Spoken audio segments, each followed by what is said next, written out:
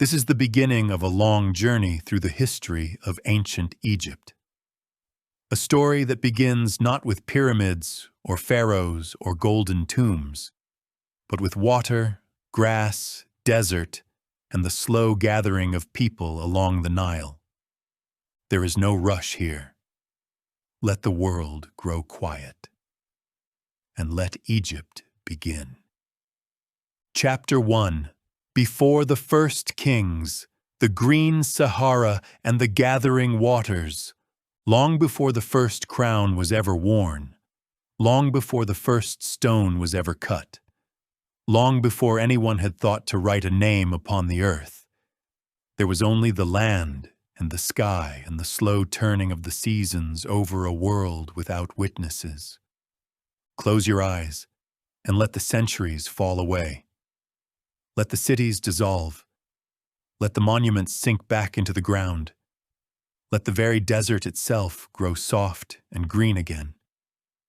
For the place we know as the Great Sahara, that endless ocean of sand and silence, was once alive. 12,000 years ago, rain fell where rain has not fallen in living memory. Grasses rolled to the horizon in every direction, bending and rising beneath a wide and gentle wind. Shallow lakes gathered in the hollows of the land, their surfaces trembling with light, their shores printed with the tracks of animals whose descendants would one day be painted on temple walls. There were giraffes here, moving like slow towers through the acacia trees. There were elephants and antelope in their thousands, and hippopotamus resting in the warm brown shallows. Crocodiles drifted in lakes that today lie buried beneath 100 feet of sand. And through this green and breathing world walked small bands of people, following the water, following the herds, following the seasons as their ancestors had done since before memory began. This was the world before Egypt. Not yet a kingdom, not yet a civilization of temples and kings, but the deep human beginning from which Egypt would one day grow. They carried very little, a few tools of flint and bone. Fire guarded carefully, passed from camp to camp like something sacred. They knew the land the way we know the faces of those we love, every waterhole, every stand of trees, every place where the earth rose or fell. In the evenings they gathered at the water's edge, and the smoke of their fires rose thin and blue into a sky filling slowly with stars. The same stars, the very same, that would one day guide the builders of pyramids. Time moved differently then, not in years, but in generations. Not in generations, but in whole ages of the world, turning as slowly as the heavens themselves. 100 lifetimes could pass, and the land would look much the same. The rains came, the grasses grew, the herds moved, the people followed. It was a long, unhurried morning at the very beginning of the human story. Somewhere in those wandering ages, the people and the cattle found one another. Wild herds became familiar herds, followed and guarded, then gathered and kept. The cow became the center of life. She gave milk and warmth and wealth and company on the long journeys between the waterholes, and the people came to love her with a devotion that would echo down all the coming ages of Egypt, into the horned crowns of goddesses and the sacred bulls of great temples. But that was far ahead. For now, it was simpler and quieter than that. It was the sound of a herd settling in the dusk, the warm breath of animals in the cool of the night, the knowledge that the family's whole living walked beside them on patient hooves. And these herding people watched the sky. On the flat, dark plains, far from any glow but their own small fires. The heavens above them were overwhelming, a vast, slow wheel of light turning through the night. They learned its rhythms as they learned everything, gradually, generation upon generation. They marked where the sun rose at midsummer. They followed the bright stars that heralded the season of rain. At a place modern archaeologists call Nabta Playa, in the far southern desert, near a seasonal lake where herders gathered year after year, they did something quietly astonishing. They set stones upright in the earth, arranged in a circle, aligned with the turning sky, so that certain stones framed the rising sun on the longest day of the year. It is one of the oldest such circles known anywhere on earth, standing in the desert silence thousands of years before the pyramids, and it tells us something tender and profound. That long before Egypt existed, the ancestors of Egypt were already doing what Egypt would always do: watching the sky, marking the seasons, setting stones in careful order beneath the stars, and trusting the heavens to keep their ancient promises. And on the walls of shallow caves and beneath overhanging stone, these wandering people left the first marks of their passing. Painted cattle, drawn in ochre and white. Swimming figures, arms outstretched, gliding forever across the rock. Herds and hunters, dancers and rivers of animals, all preserved in mineral and shadow, waiting quietly through the millennia. They are still there today, deep in the desert, images of water in the driest place on earth, a memory of green painted on the stone. But the world was turning, as the world always turns. Slowly, so slowly that no single generation could have noticed, the rains began to fail. The great weather patterns of the earth were shifting, the monsoon drifting southward, drawn away by the vast, patient rhythms of the planet itself.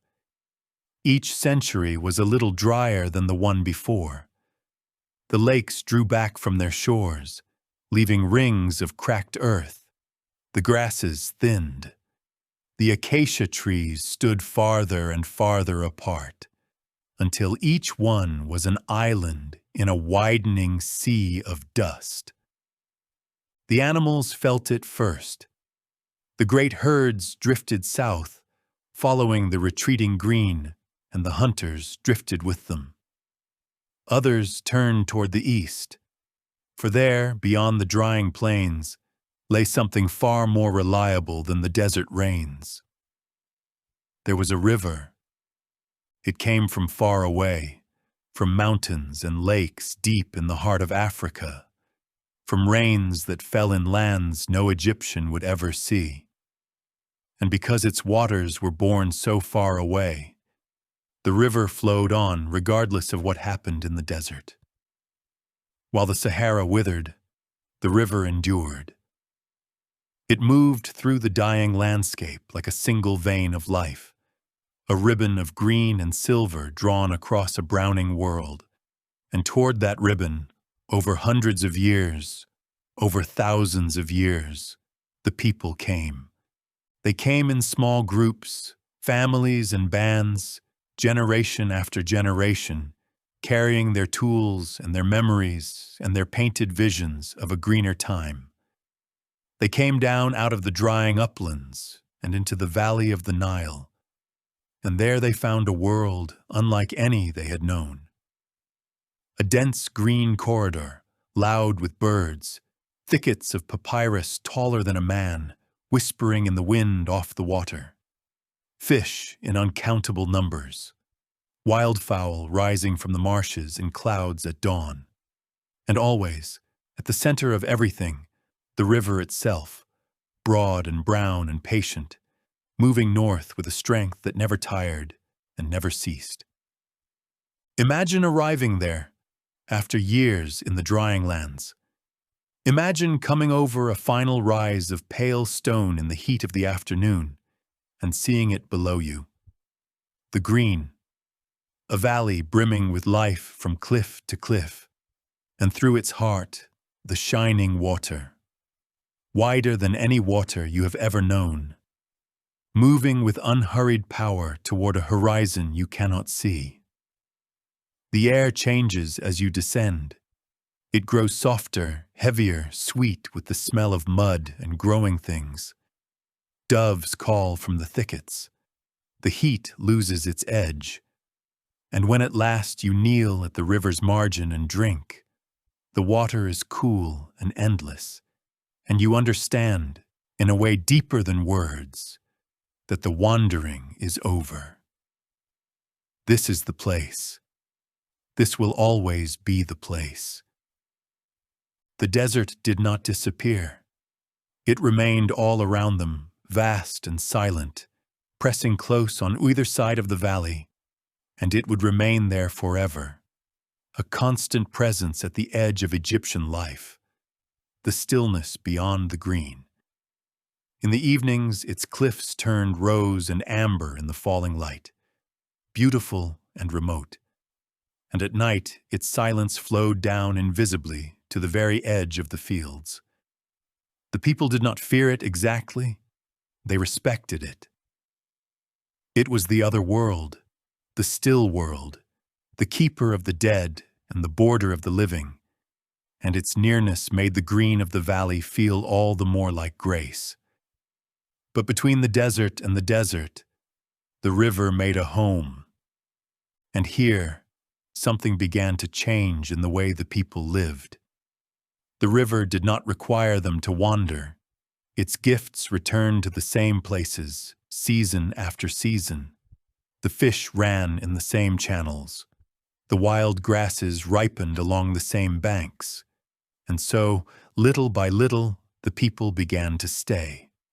A camp used for a season became a camp used for a year. A camp used for a year became a cluster of shelters, then a circle of huts of reed and mud, standing on a low rise above the flood line, looking out over the water. They learned the river's moods the way they had once learned the movement of herds. They noticed that each year, in the season of greatest heat, the river began to rise.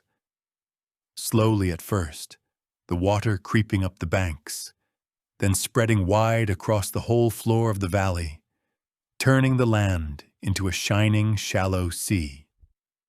And they noticed that when the waters drew back, weeks later, they left behind a layer of soft black silt, dark and rich and smelling of life, in which anything that fell would grow. Seeds scattered on that black earth sprang up thick and heavy, and somewhere in those long, quiet centuries, someone chose not merely to gather the wild grain, but to plant it, to press seeds into the mud deliberately, and wait, and tend, and return at the harvest. It was such a small act, a handful of seeds, a patch of dark earth, a season of patience. Yet from that small act, much of what follows in this story would one day grow.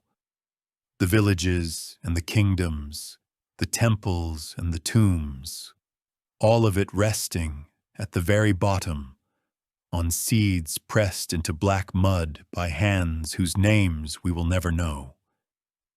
They kept cattle now, and goats and sheep, descendants of the herds of the Green Sahara, grazing on the stubble of harvested fields.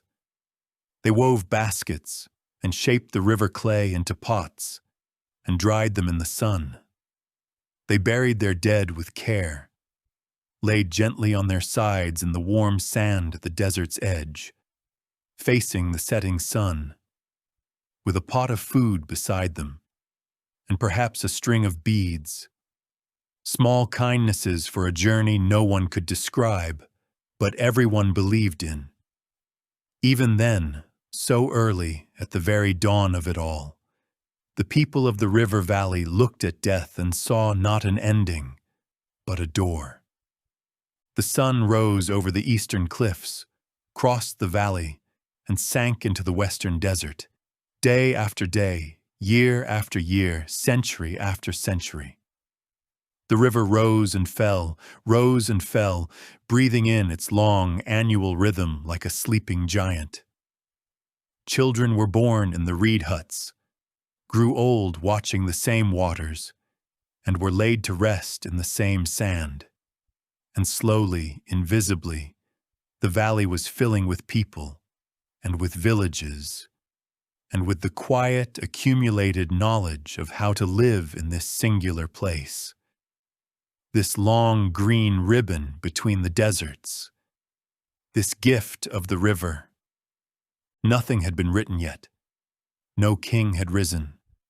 No stone had been carved. The pyramids lay unimagined, still sleeping inside the limestone hills. But the foundation had been laid, deeper than any foundation of stone. A people had found their river, and they would remain beside it for all the ages to come. The last of the Saharan lakes dried under the sun. The last green faded from the high plains. The desert settled into its long silence, keeping its painted caves like sealed letters from a vanished world. And in the valley, the smoke of 1,000 small fires rose into the evening air, and the water moved north, gleaming toward the sea.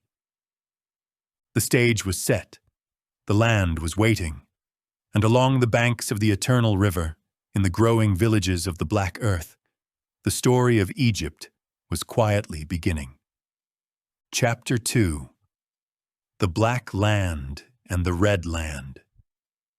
The people of the valley had a name for their home. They called it Kemet, the Black Land, for the dark and fertile silt the river laid down each year, and they had a name for everything beyond it. Dishret, the Red Land, the pale burning desert that surrounded them on every side. 2 lands, 2 colors, 2 worlds, lying against each other along a border so sharp that a person could stand with one foot in living green and the other in barren sand. That border shaped everything they believed.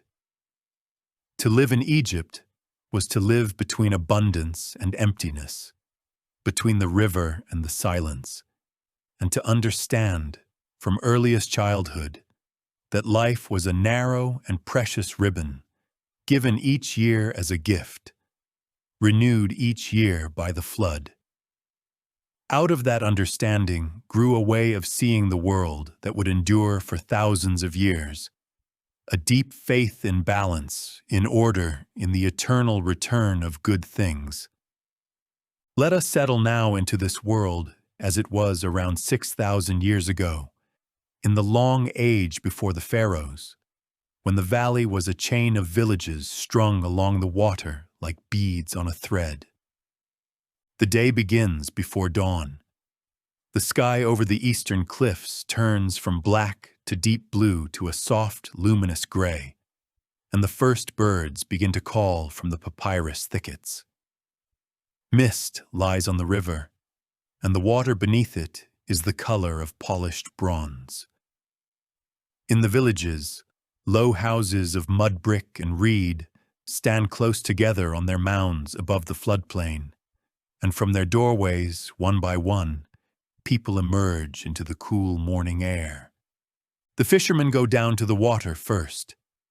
Their boats are made of papyrus stalks bound tightly together, light and buoyant, riding high on the current. They pole out into the stream as the sun clears the cliffs, and the whole river turns suddenly to gold around them. They cast their nets in wide, slow arcs, and wait and draw them in heavy with silver perch and catfish, working without hurry, in the manner of men who have done this every morning of their lives, whose fathers did it every morning of theirs. Along the banks, the farmers walk out to their fields. The plots are small and green, laced with little channels that carry river water inland, and the work of the morning is gentle and constant. Opening a channel here, closing one there, guiding the water with a hoe, watching the emmer wheat and the barley grow tall. The herders move their cattle down to drink, the animals wading into the shallows, and the sound of it carries across the water. The low voices of the herdsmen, the splash and drink of the herd. Children run along the banks with the geese and the goats. Women grind grain on flat stones in the shade of the houses. The rhythm of it steady as a heartbeat, and shape bread to bake in clay ovens, and the smell of smoke and baking drifts through the lanes of the village and out over the fields. The whole of life here turns upon 3 great seasons, and everyone in the valley, from the oldest grandmother to the smallest child, lives inside their rhythm as naturally as breathing. First comes the season of the flood, in the height of summer, when the river rises and spreads its shining waters over the land, and the valley becomes a calm inland sea, and the villages stand upon their mounds like islands, connected only by boats. It is a season of rest and of waiting. The fields are drowned and drinking. There is no plowing to be done, no weeding, no harvest. The men mend their tools and their nets. Neighbors pole from island to island to visit and to talk. The water glitters everywhere, and the people watch its level with quiet attention, day by day, for everything in the coming year depends on the generosity of this flood. Then the waters recede, and the season of emergence begins. The land comes back out of the river glistening and renewed, dark as night, soft underfoot, and the whole valley goes out to plant. Seed is scattered across the wet earth, and flocks are driven over the fields to tread it in. And then the long green season of growing settles over everything. The cool months, the gentle months, when the wheat rises day by day, and the valley is one unbroken carpet of green from the water's edge to the desert's rim. And then, as the year warms again, comes the season of harvest. The grain stands tall and gold, whispering in the wind, and the whole village moves through it together with sickles of gleaming flint, cutting and binding, singing the old songs, while children glean the fallen ears behind them. The threshing floors are busy from morning until dusk, oxen treading in slow circles, grain and chaff rising and parting on the breeze. The granaries fill. The year's wealth is gathered in. And even as the last sheaves are carried home, far away to the south, in lands no villager has ever seen, the rains are already falling that will bring the river rising once again, and the great wheel of the seasons turns without pause, flood and field and harvest, flood and field and harvest, on and on through the centuries. And everywhere, in every village, there is the potter's craft, for this is the age when the people of the Nile became makers of beautiful things. They gather the fine clay of the riverbank and shape it into vessels of remarkable grace, tall jars and open bowls, burnished to a deep glowing red, their rims fired to a lustrous black.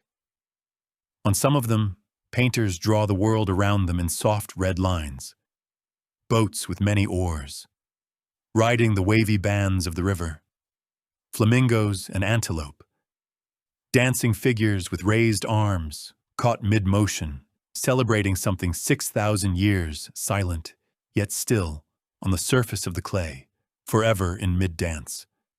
And pottery is only the beginning of what these hands can do.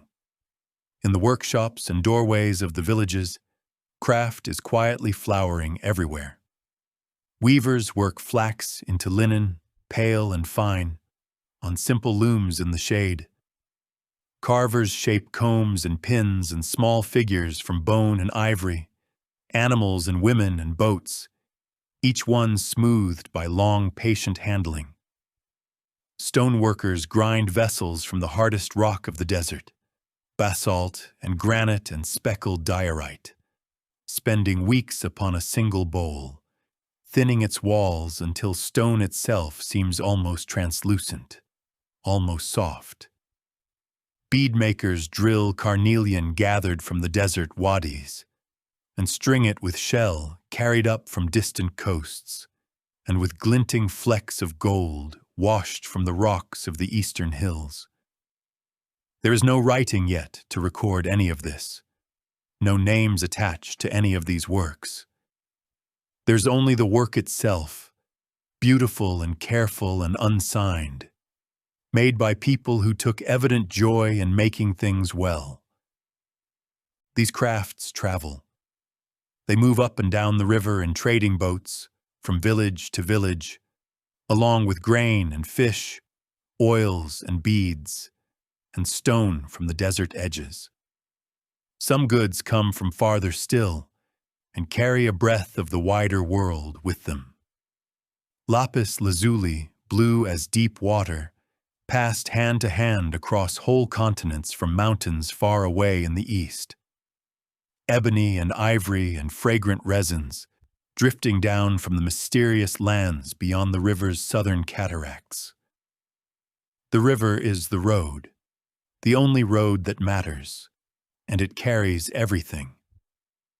A journey that would take days of hard walking is an easy glide on the current going north, an easy sail on the steady wind going south.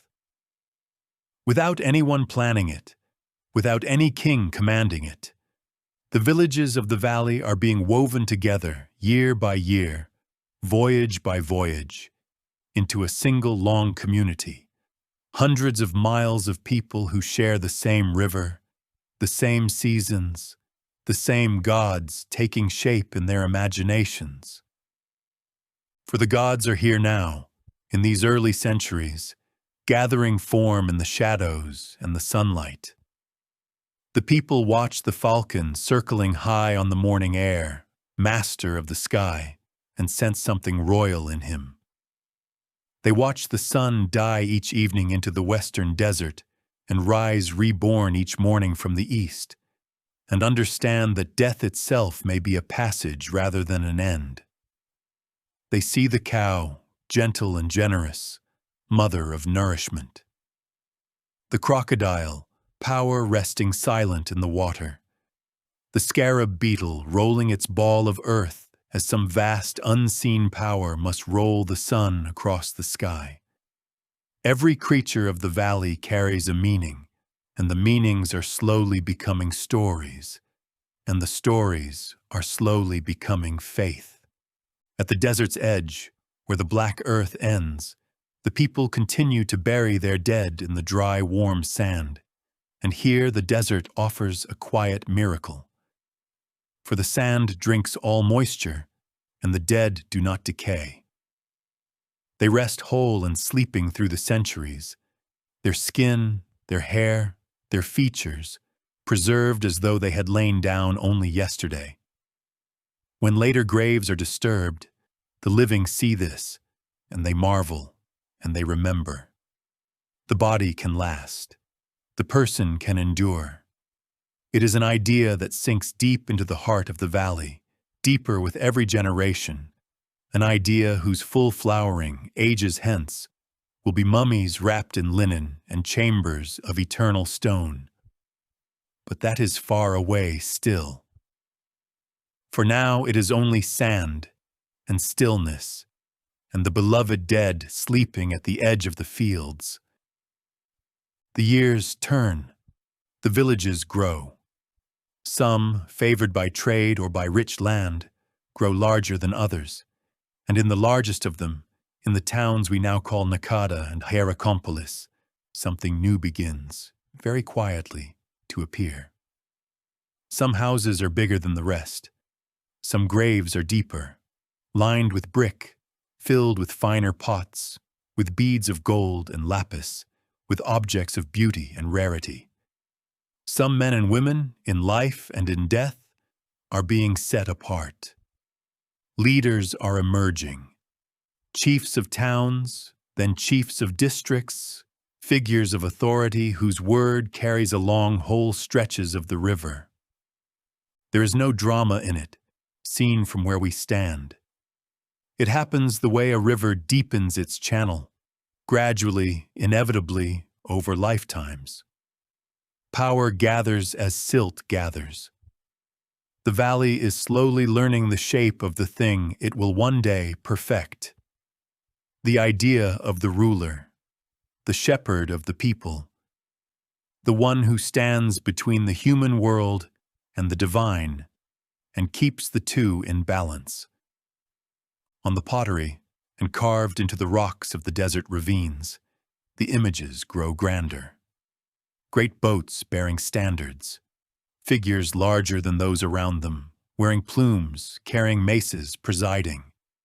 Symbols that are not yet writing, but are no longer merely pictures, marks that mean something, that say something, hovering at the very threshold of the written word.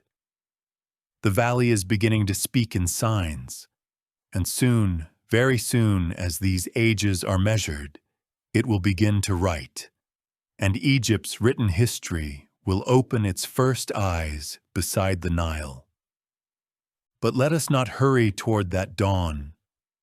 Let us stay a moment longer in the villages of the Black Land, in the last long evening of the age before kings. The sun is low now over the western desert, and the light lies level and golden across the water. The fishing boats are coming home, drawn up one by one onto the mud of the bank.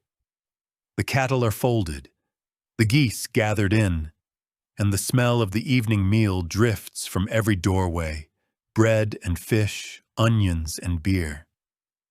Down at the shore, the last children are called up from the water, and the papyrus thickets fill with the settling and murmuring of birds. The sky deepens through rose and violet into a profound and glowing blue, and then the stars come out, immense and close. The great river of the Milky Way flowing overhead like a reflection of the Nile itself. The people of the valley look up at those stars, as their descendants will look up at them for the next 4,000 years, and they feel what their descendants will feel. That the world is vast and ordered and old, that the river will rise again, as it always rises, that the sun will return in the morning, as it always returns. In the darkness, the river moves on toward the sea, carrying its silt, its boats, its centuries. Along its banks, the villages sleep, and in their sleeping, they are becoming something more than villages, whose lands are taking shape in the night, an upper valley and a lower delta, each with its towns and its chiefs and its gathering strength, moving slowly, dreamily toward one another, toward a meeting, toward a union. And when they meet, when the two lands become one beneath a single crown, the long mourning of Egypt will begin. But that belongs to the next chapter of this story. For now there is only the night, and the water, and the soft breathing of the sleeping land. The black land rests within the arms of the red. The river runs on in the dark, patient and eternal, and the stars wheel slowly westward over a world about to awaken. Chapter 3. The two lands become one. We return now to the valley of the Nile a little more than 5,000 years ago, in the final generations of the age before the pharaohs. The villages have grown into towns. The towns have gathered into small kingdoms. And the long, slow current of history is drawing them all toward a single moment, a joining, a union that will hold, in one form or another, for the next 3,000 years. Picture the river country as it stands in these years. In the south, the valley proper, the long, narrow corridor of green between the desert cliffs, a land the people call Upper Egypt because it lies upstream, nearer the sources of the water. Here the great towns have risen, each with its walls of mud brick, its shrines, its markets, its ruling family. Here are the potters and the stone carvers, the traders whose boats know every bend of the river, and the chiefs who have grown, generation by generation, into something very like kings. They wear a tall white crown, shaped like a slender cone of light, and their emblem is the falcon. And in the north lies the other Egypt. There the single channel of the river loosens and spreads, dividing into many branches, fanning out across a vast flat green country of marshes and islands and slow winding streams, until at last it reaches the sea. This is the delta, the land the people call Lower Egypt, downstream, low-lying, wide and watery and rich. It is a different world from the valley. Its horizons are open. Its air is soft with the nearness of the sea. Its towns trade with lands across the water, and its kings wear a red crown, with a tall back and a curling wire of bronze, and among their emblems are the cobra and the bee. Two lands, then, the white crown and the red, the valley and the marsh, upstream and downstream, joined by the water that flows through both, separated by distance and custom and pride. For generations they have traded with one another, married into one another, watched one another, and slowly, in the way that water gathers before it moves, the balance between them has been shifting. The power is rising in the south. The towns of Upper Egypt, hardened by the narrowness of their land and enriched by the gold of the eastern desert and the trade of the upper river, have been drawing together, their chiefdoms merging, their rulers growing stronger, until at last the whole southern valley answers to a single royal house. And the ambition of that house does not stop at the edge of the marshes. We do not know exactly how it happened. No chronicle survives, no witness, no song. The joining of the two lands lies just beyond the reach of written history, in the half-light before the first records. There were likely campaigns, and there was likely diplomacy, marriages and alliances and submissions, unfolding over many years, perhaps over generations. Seen from this distance, it does not resemble a storm so much as a tide, rising gradually, reaching northward arm by arm through the branches of the delta, until the whole land, from the first cataract to the shores of the sea, lay within a single grasp. But if the process is hidden from us, the memory of it is not. For the Egyptians themselves remembered a name, and they set that name at the very beginning of all their lists of kings, at the head of the whole immense procession of pharaohs to come. The name is Narmer. He comes down to us on a single splendid object, a great ceremonial palette of dark green stone carved on both faces, found in the ruins of an ancient southern temple. On one side, Narmer wears the white crown of Upper Egypt. On the other side, he wears the red crown of Lower Egypt. One king, two crowns, one stone. It is the oldest surviving image of the idea that would define Egypt forever after. That the two lands, so different in their landscapes and their customs, belong together, and that the king, and only the king, was the knot that bound them. Whether Narmer accomplished the union himself or completed what his fathers had begun, hardly matters at the distance of 5,000 years. What matters is what the union made possible.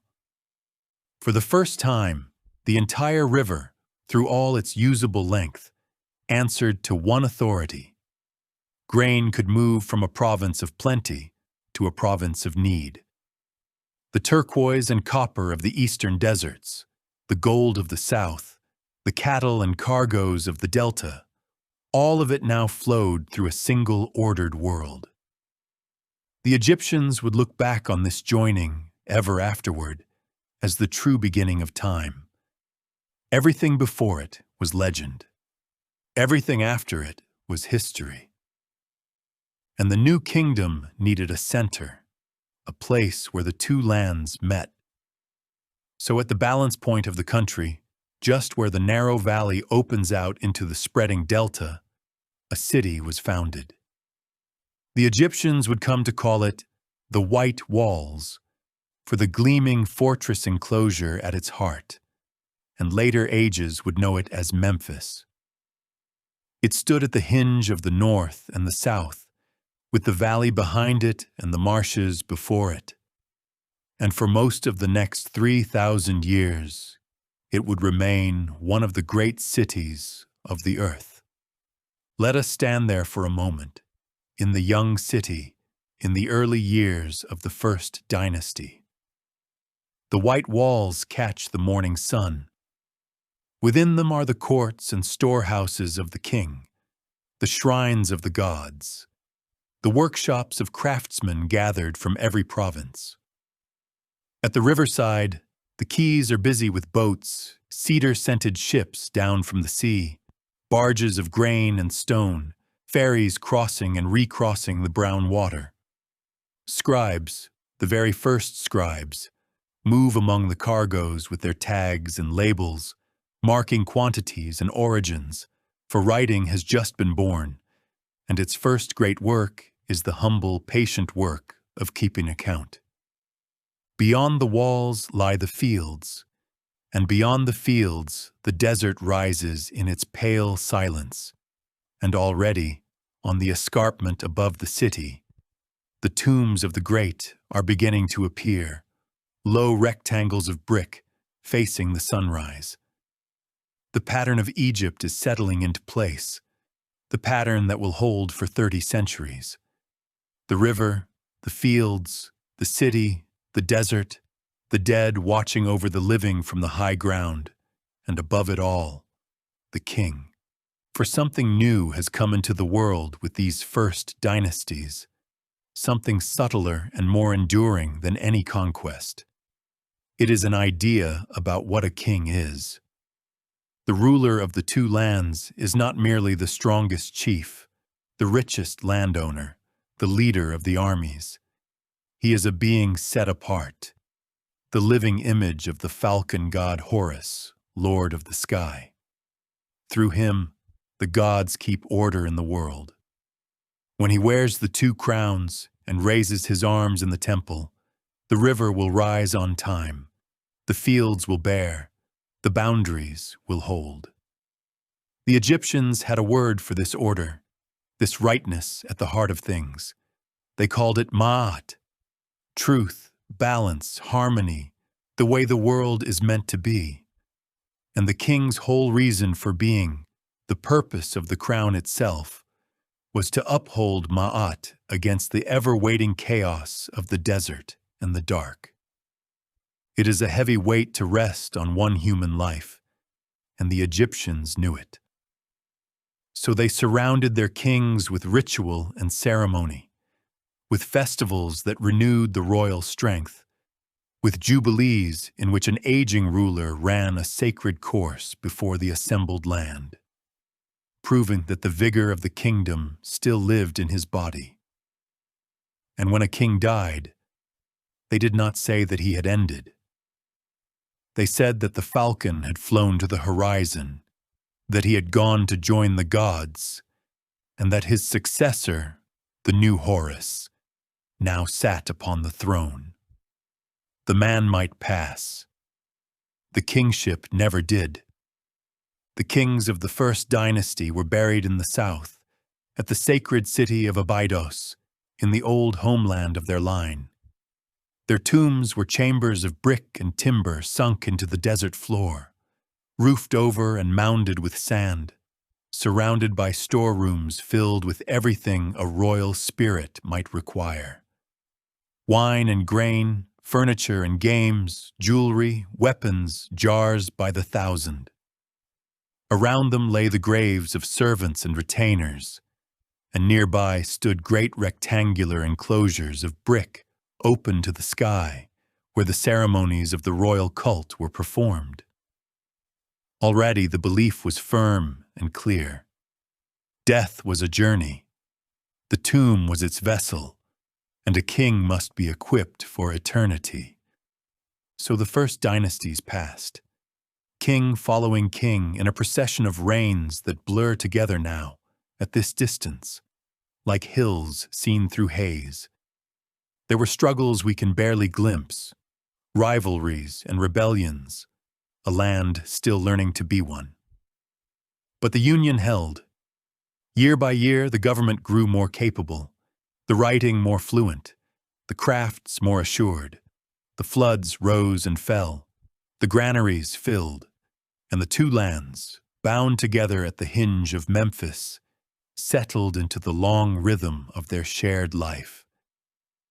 To feel what the union truly meant, imagine making the great journey yourself in these early years of the kingdom. Imagine boarding a boat in the far south, where the river tumbles white over the granite boulders of the first cataract, the ancient boundary of Egypt, and letting the current carry you north. Day after day, the valley unrolls beside you. The desert cliffs rise and recede, golden in the morning, violet in the dusk. You pass the fields in their long green ribbons, the shaduf and the water channels. The fishermen lifting their nets. You pass town after town, each with its landing and its shrine, its own local god, its own accent and stories, and yet everywhere now, the same order. The same measures in the marketplaces, the same seal of the same king on the storehouse doors. At sacred Abydos, you see the mounded tombs of the royal ancestors on the desert above the town. At Memphis, you pass beneath the white walls, and the river traffic thickens around you, boats from every province riding the same brown water. And then the land itself transforms. The cliffs fall away, the horizon opens, and the river divides and divides again, carrying you out into the wide green world of the delta, among the reed beds and the wading birds, past vineyards and cattle pastures and towns on their low mounds, until at last the air turns bright with salt, and the final channel delivers you to the sea. You have traveled the length of an entire civilization, week upon the water, and never once left the kingdom of the two lands. No one in the world, in this age, could make such a journey anywhere else on earth.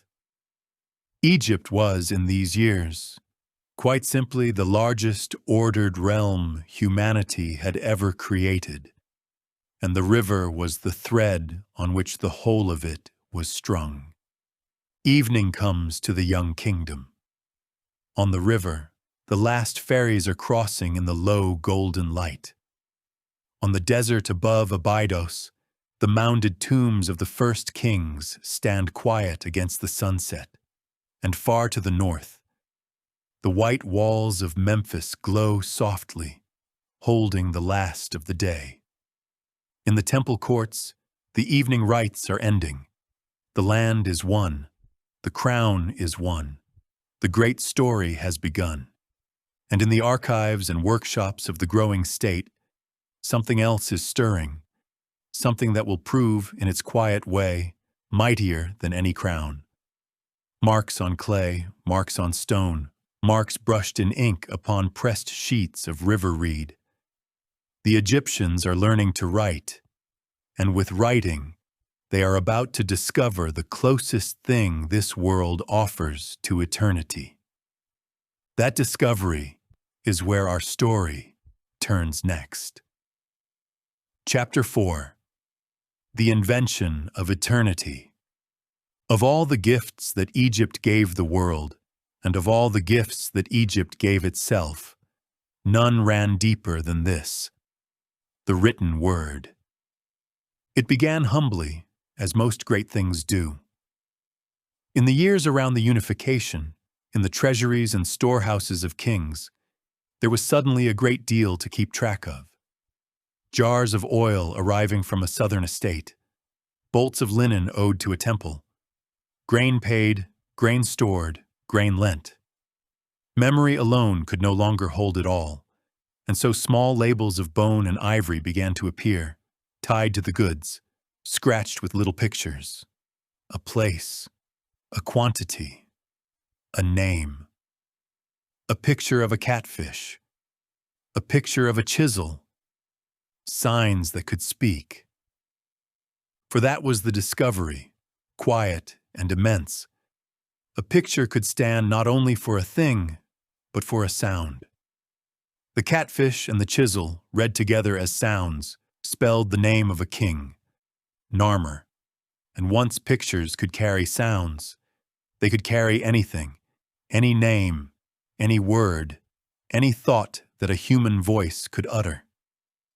The Egyptians called their script the words of the god, believing it a gift from Thoth, the ibis-headed lord of wisdom. We call the signs hieroglyphs, and in them, one of the great civilizations of the earth found its voice. It was a script of astonishing beauty, and it never lost its beauty. Not in 3,000 years of use. Where other lands let their picture signs wear down into plain and hurried strokes, Egypt kept its signs as images. The owl, the quailed chick, the seated man, the coiled rope, the loaf, the reed, the open hand, the ripple of water. To read an Egyptian wall is to look at a procession of small, perfect drawings, birds and boats and stars and eyes, marching in ordered rows. Writing and art were never separate things in Egypt. Every inscription was a picture, and nearly every picture had writing woven through it, so that image and word held each other up, like the two banks of a single river. For the swift business of daily life, the scribes developed a second flowing hand, a script of quick curved strokes brushed in ink, suited to the pace of a working day. And they had something to write it on that no other land possessed. From the papyrus reed of their own marshes, they learned to make true paper, thousands of years before the rest of the world would know it. The stalks were cut and peeled and sliced into thin strips, the strips laid crosswise in 2 layers, pressed and dried until they fused into a smooth, pale sheet, supple and strong. Sheet could be joined to sheet into rolls many paces long. It was light, it was portable, it could hold a letter or a ledger or a book, and in the dry air of Egypt it could last, as some of it has lasted, to this day. So there came into the world a new kind of person, the scribe. Picture him in the cool of a morning, seated cross-legged in a courtyard in Memphis, his kilt stretched tight across his knees to serve as a desk. Beside him lies his palette, a slender board of wood with 2 round wells, one for black ink, one for red, and a groove holding his brushes of fine reed. He wets a brush, touches the black, and begins, sign after sign flowing from his hand, right to left, in lines as even as furrows in a field. Around him, the household is loud with the morning, but his world has narrowed to the pale sheet and the moving brush, to the quiet satisfaction of a thing set down correctly, a thing that will not be forgotten. The scribes became the sinews of the kingdom. Every province had them, every temple, every estate. They measured the fields after each flood and recorded who held what. They counted the cattle in the great censuses, the herds filing past while the brushes moved. They wrote the letters of officials, the inventories of storehouses, the ration lists of work gangs, the records of the law. None of it was glamorous. All of it was essential. A kingdom the length of Egypt, strung along 700 miles of river, could only hold together if knowledge could travel and memory could be trusted. And writing made both possible. In the schools where boys learned the signs, copying and recopying the old texts as masters corrected their hands. One teaching was repeated down the generations. Be a scribe. Buildings crumble, monuments perish, but a book endures. The writer of a book, said the teachers, lives forever on the lips of those who read him. Lives forever. There is the great Egyptian longing, sounding already, in the very first centuries of the kingdom's life. For these were a people in love with permanence. They lived, remember, in a land that taught permanence with every sunrise, the river that always returned, the desert that never changed, the dead sleeping uncorrupted in the dry sand, the stars wheeling in their fixed and faithful courses. Everything around them whispered that what is real endures, and they built that whisper into everything they made, nowhere more than in their tombs. In these early dynasties, on the desert edge above Memphis and at the old royal ground of Abydos, the burial places of the great were growing grander, settling into a form that archaeologists, borrowing an Arabic word for bench, call the mastaba.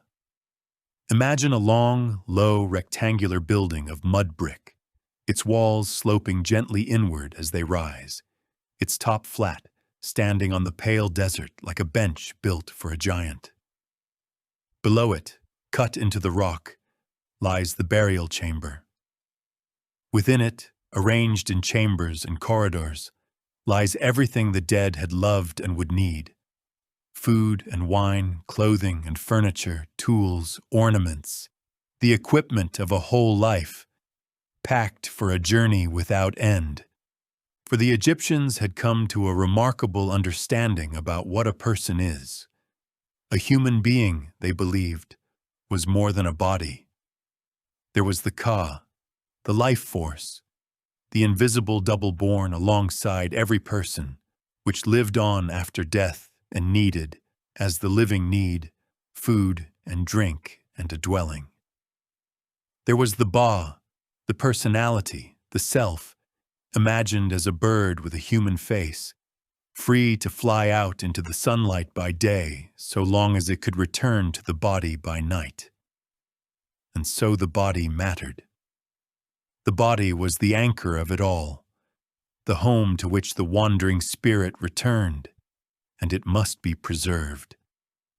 The old lesson of the desert graves, where the sand had kept the dead whole through centuries, now had to be relearned inside these grand new tombs, where bodies lay in chambers away from the drying sand. Slowly, patiently, over generations, the embalmers began their long experiment. Linen wrappings, dry natron salts, sweet resins, all the arts that would one day reach their perfection in the mummies of the great age. It began here in these early centuries, as an act not of morbidity, but of love. To preserve the body was to hold the door open for the soul. And writing, the new miracle, was drawn at once into the service of eternity. On the walls of tomb chapels, beside the carved image of the dead, the signs spelled out names and titles, offerings and prayers. This was no decoration. In Egyptian belief, the written word shared in the nature of the thing it named. To carve a man's name was to strengthen his existence. To carve bread and beer, oxen and fowl, linen and alabaster, was to provide them forever in the world beyond. A name spoken is a person remembered, said the Egyptians, and a name carved in stone is a person remembered for as long as stone endures. The tomb, the image, the name. Together they made a machine for immortality, quietly humming on the desert edge while the centuries passed. There was another kind of writing being perfected in these early centuries, written not on papyrus, but across the sky, and the Egyptians were learning to read that as well. On the flat roofs of temples, in the deep, clear nights of the valley, watchers of the stars kept their long vigils, tracking the slow procession of the constellations through the seasons. They noticed what patient watchers will always notice, that the heavens keep time more faithfully than anything on earth, and they noticed one star above all. The brightest star in the whole night sky, the one we call Sirius and they called Sopdet, vanished from view for 70 days each year, lost in the glare of the sun. And then, on one particular morning in high summer, it would reappear, rising in the dawn twilight just ahead of the sun, a brilliant point of silver trembling on the horizon. And within days of that first rising, year upon year, faithful as the star itself, the river began to rise. The star announced the flood. The heavens and the river kept the same great clock, and from that discovery, the Egyptians built something the world still uses in its descendants today: a calendar. 12 months of 30 days and 5 festival days at the year's turning, 365 days in all, anchored not on the wandering moon, as other lands reckoned, but on the sun and the star and the steady breathing of the river. 3 seasons ordered the year, and they were named for the life of the land itself: the season of the flood, the season of emergence, when the fields came forth from the water, and the season of harvest. It was a calendar made of the very things this story is made of: water and grain and light, and it gave the kingdom a shared and dependable time, so that a scribe in the Delta and a priest at the first cataract could write the same date, in the same year of the same king, 700 miles apart. So the second dynasty came and went, a span of generations that has left us little more than names and fragments, a time of consolidation, and perhaps, for a while, of division and strife between north and south, mended before it could break the kingdom. The details are lost in the distance. What emerges from those dim years is a land more unified than ever, its government seasoned, its scribes multiplied, its craftsmen reaching mastery, and one thing more, a thing of enormous consequence. In the royal workshops, the cutters of stone had been perfecting their art, moving from stone vessels to stone linings, from linings to chambers, learning what granite and limestone would do under the copper chisel and the patient hand. Egypt had brick, and Egypt had writing, and now Egypt was learning stone. Feel the land poised, at the close of this chapter, on the edge of its first great leap. In Memphis, the court of a new dynasty, the third, has come to the throne, and in its service stands a man whose name will outlive almost every king he served: a commoner, a scribe risen on pure ability, a healer, a priest, an architect. His name is Imhotep. In his mind, an idea is quietly taking shape, an idea that no one in the world has ever attempted. To build a tomb not of brick, but entirely of stone, and not low against the earth, but rising, level upon level, a stairway for a king to climb into the sky. But that is tomorrow's work. Tonight, the kingdom sleeps. The scribes have washed their palettes and rolled their papyri. In the tomb chapels on the desert edge, the carved names rest in the darkness, each one quietly insisting, I was, I am. Remember me. The river moves north under the stars, past Abydos of the ancient kings, past the white walls of Memphis, carrying the silence of the fields down toward the sea. And on the high desert above the city, the ground lies open and waiting, pale in the starlight, for the stairway of stone that is coming. Chapter 5. Imhotep and the Stairway of Stone. The desert above Memphis is called Saqqara, and it has been holy ground almost as long as Egypt has existed. It lies on the western side of the river, on the high pale shelf between the green fields and the open desert, in the country of the setting sun, which the Egyptians understood as the country of the dead.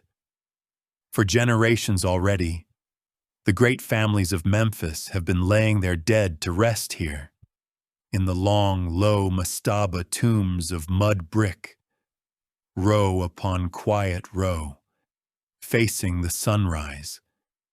And it is here, around 4,600 years ago, in the reign of a king named Djoser, that something begins unlike anything Egypt had yet attempted. We met the man behind it at the close of the last chapter.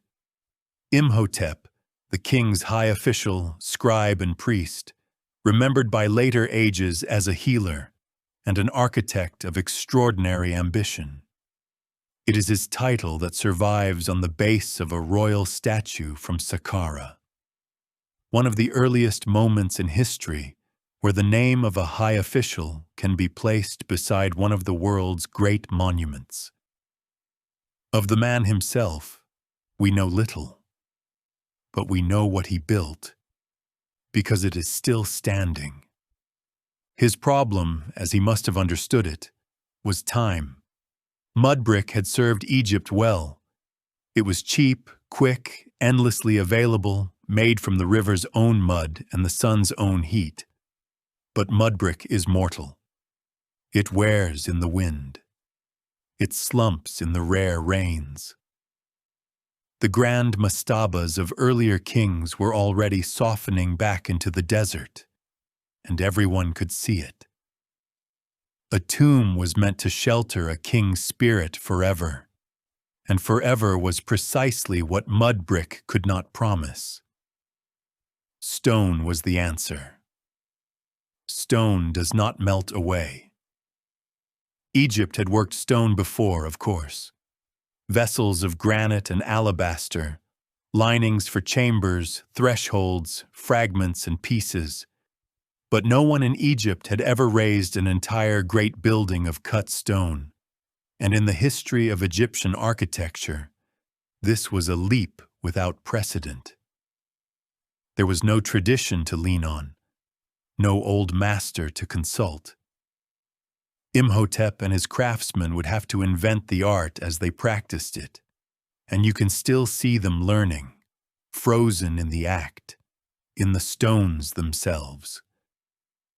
The blocks of the earliest work are small, sized like the mud bricks the masons already knew, as though their hands were not yet ready to trust the new material.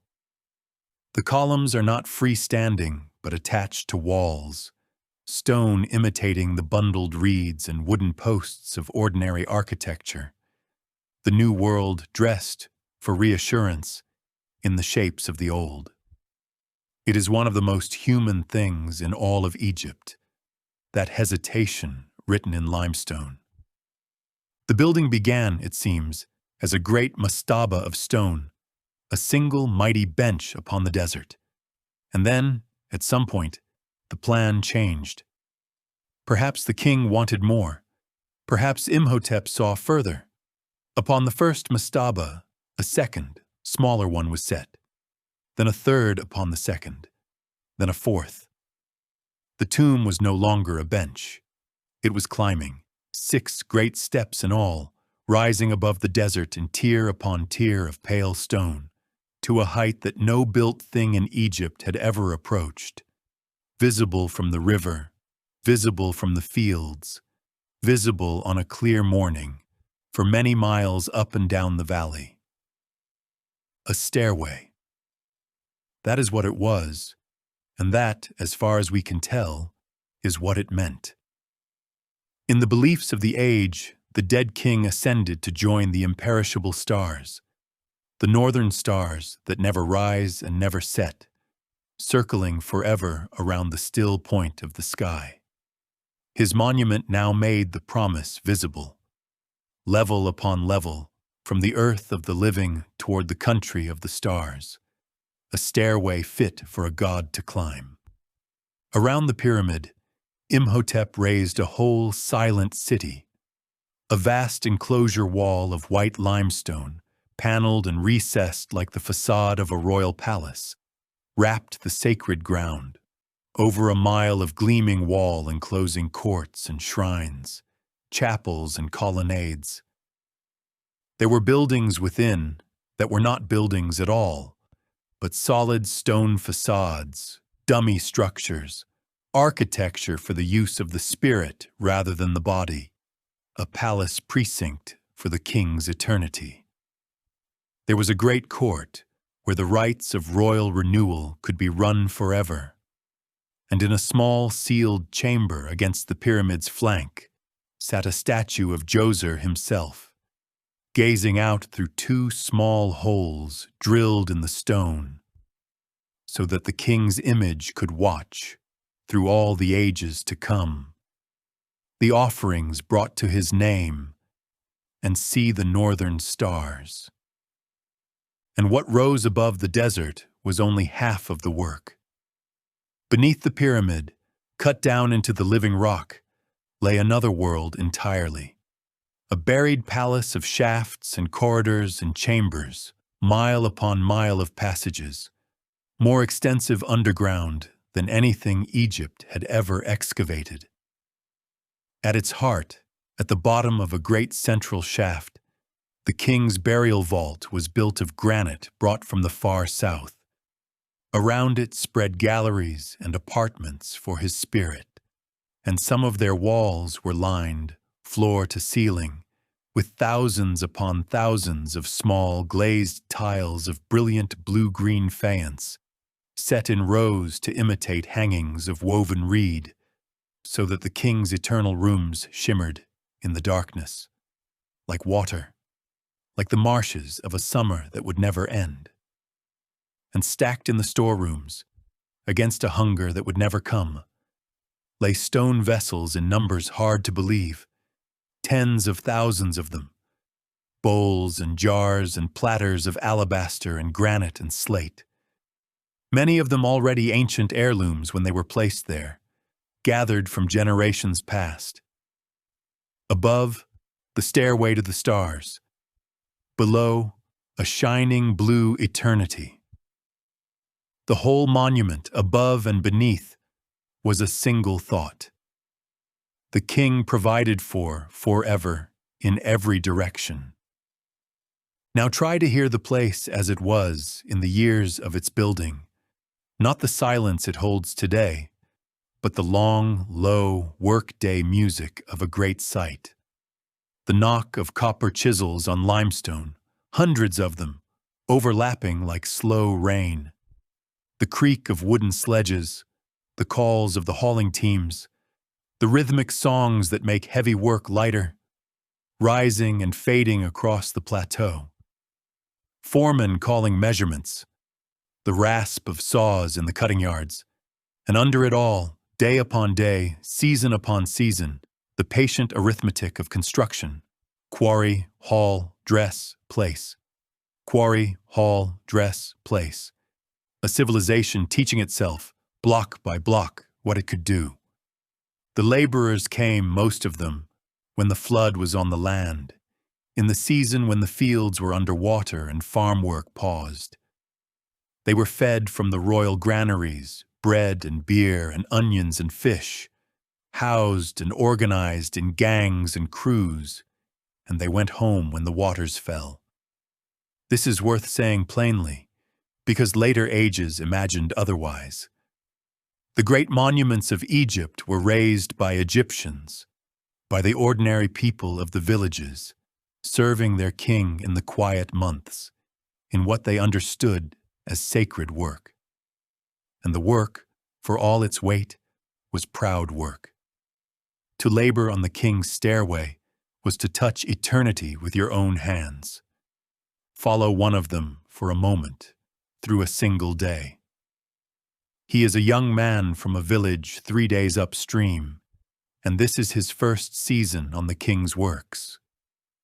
He wakes in the gray before dawn in a long room full of sleeping men, eats his morning bread while the plateau is still cool, and walks up with his gang in the early light.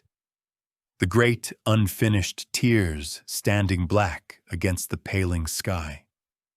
All morning he hauls on the ropes, in step with his crew, to the caller's chant. The sledge groaning forward hand's breadth by hand's breadth, and the world narrows to the rope. The rhythm, the next mark on the ground. At midday there is shade and beer, and the talk of men from a dozen districts who would never otherwise have met. In the afternoon he hauls again, and near dusk he stands for a moment at the edge of the plateau, rubbing the rope's memory from his hands, and looks down over the whole green valley, the river winding silver through it, farther than he has ever seen in his life. When he goes home after the flood, he will carry that view with him, and the knowledge that the shining thing rising at Saqqara has some of his strength in it. His name is written nowhere. His work is visible from miles away, 47 centuries later. It worked. That is the astonishing thing. The first great experiment in stone did not sag or stall or fall. It rose, and it endured. 47 centuries of sun and wind have passed over the Step Pyramid of Saqqara. Empires beyond counting have come and gone around it, and it stands there still, weathered and magnificent, among the oldest surviving great stone monuments on earth. Egypt never forgot who built it. 2,500 years after his death, Imhotep was still being honored, his name still copied by scribes, his memory grown so bright that he was worshipped in the end as a god of wisdom and healing, one of the very few people of ordinary birth in all Egyptian history to cross that final threshold. Evening settles over Saqqara. The workday music fades. The crews file down the causeway toward the valley, and the low sun turns the 6 great steps to amber, then to rose, then to gray. On the desert shelf, the new monument stands in the gathering dusk, throwing its long shadow toward the fields, and the first stars come out above it. The northern stars, the imperishable ones, for whom the whole ascent was made. Egypt has learned to build in stone, and has discovered in the learning something about itself. What one generation dared, the next will refine, and the one after that will perfect. The stairway has been raised. Now the land will reach for the true pyramid, and the age of the giants can begin. Chapter 6. The Age of the Great Pyramids. Many civilizations, if they last long enough, have an hour when their powers seem to gather into a single great effort, an hour remembered afterward as their noon. For Egypt, that hour came early. It came in the 4th dynasty, in the age of the pyramid builders, and it left behind one of the most famous silhouettes on earth. The age begins with a king named Sneferu, and Sneferu, more than any other single ruler, is the bridge between the Stairway of Djoser and the perfection of Giza. For the builders of his time had conceived a new ambition. Not a pyramid of steps, but a pyramid of smooth, unbroken slopes, 4 faces of polished stone rising to a single point, a shape of pure geometry, like a ray of the sun made solid. The idea was simple. Achieving it was not, and the story of Sneferu's reign is the story of a kingdom learning, at full scale, in millions of tons of stone, by trial and error. At a place called Meidum, a step pyramid was begun and then converted, its stairs packed out and cased over to make smooth slopes. At another site, Djoser, a vast new pyramid rose from the desert at a steep and confident angle, until, partway up, the builders felt the great mass strain and prudently eased the slope, so that the monument bends as it climbs, its profile softening toward the summit. It stands there to this day, and we call it, plainly enough, the bent pyramid. It is sometimes described as a failure. It is better described as a lesson, the most massive lesson ever written, and its builders learned it well. For Sneferu built again, a third time, on gentler lines, and this time everything held. The red pyramid of Djoser, rose-colored in the low light, rising in one unbroken sweep from desert floor to apex, the first true pyramid Egypt had ever completed, smooth, whole, and serene. 3 pyramids in one reign, millions of blocks. A workforce grown seasoned and confident, quarries and fleets and supply lines refined into a system, an entire state organized, as no state had been organized before, around the moving of stone. Sneferu left his successor more than monuments. He left him a machine. His successor was his son, Khufu, and Khufu chose a new site, a broad and commanding shelf of rock on the desert's edge downstream of Saqqara, a place we know as Giza. There, over a reign of more than 2 decades, was raised the building that would give this whole civilization its emblem, the Great Pyramid. It began, as all great Egyptian buildings began, at night, under the stars. Before a single block was laid, the site had to be found true, and for this the Egyptians kept an ancient rite they called the stretching of the cord. Picture it. The plateau dark and level under a brilliant sky, the king and the priests in attendance, and the surveyors at their quiet work, sighting on the northern stars, the ones that circle and never set, marking where a chosen star rose above the horizon and where it set again, and dividing the angle between to find true north, exact and eternal. Then the cord itself, stretched taut between stakes driven at the corners, the line of the first side fixed upon the earth. It was ceremony and science in a single gesture. The heavens consulted, the foundation drawn, and it was done so faithfully at Giza that the error across the whole immense square can be covered by a hand. The pyramid was aligned on the stars before it ever rose toward them. The numbers are famous, and even at 5,000 years' distance they have not lost their power. On the order of 2,300,000 blocks of stone, most of them weighing more than a family car. A footprint of some 13 acres, level to within a few fingers' breadth across its whole vast expanse. 4 sides aligned to the 4 directions of the compass, with an accuracy that surveyors still admire, achieved with cord and plumb line and the circling stars. A height, when its gilded capstone was set, of very nearly 150 meters, which is to say that for thousands of years afterward, it appears to have been the tallest human-made structure in the world, and sheathed, when it was finished, encasing blocks of fine white limestone, ground and polished until the joints could scarcely be seen, so that the whole mountain of it shone. The Egyptians did not see the stepped, honey-brown pyramid we see today, softened by the loss of its casing over the centuries. They saw a single blazing form of white, catching the sunrise before the valley woke, holding the sunset after the fields had dimmed, bright as a signal fire at the edge of the green world. How is it done? Not by mystery and not by misery, but by organization, and it is the organization, more than the stone, that tells us what Egypt had become.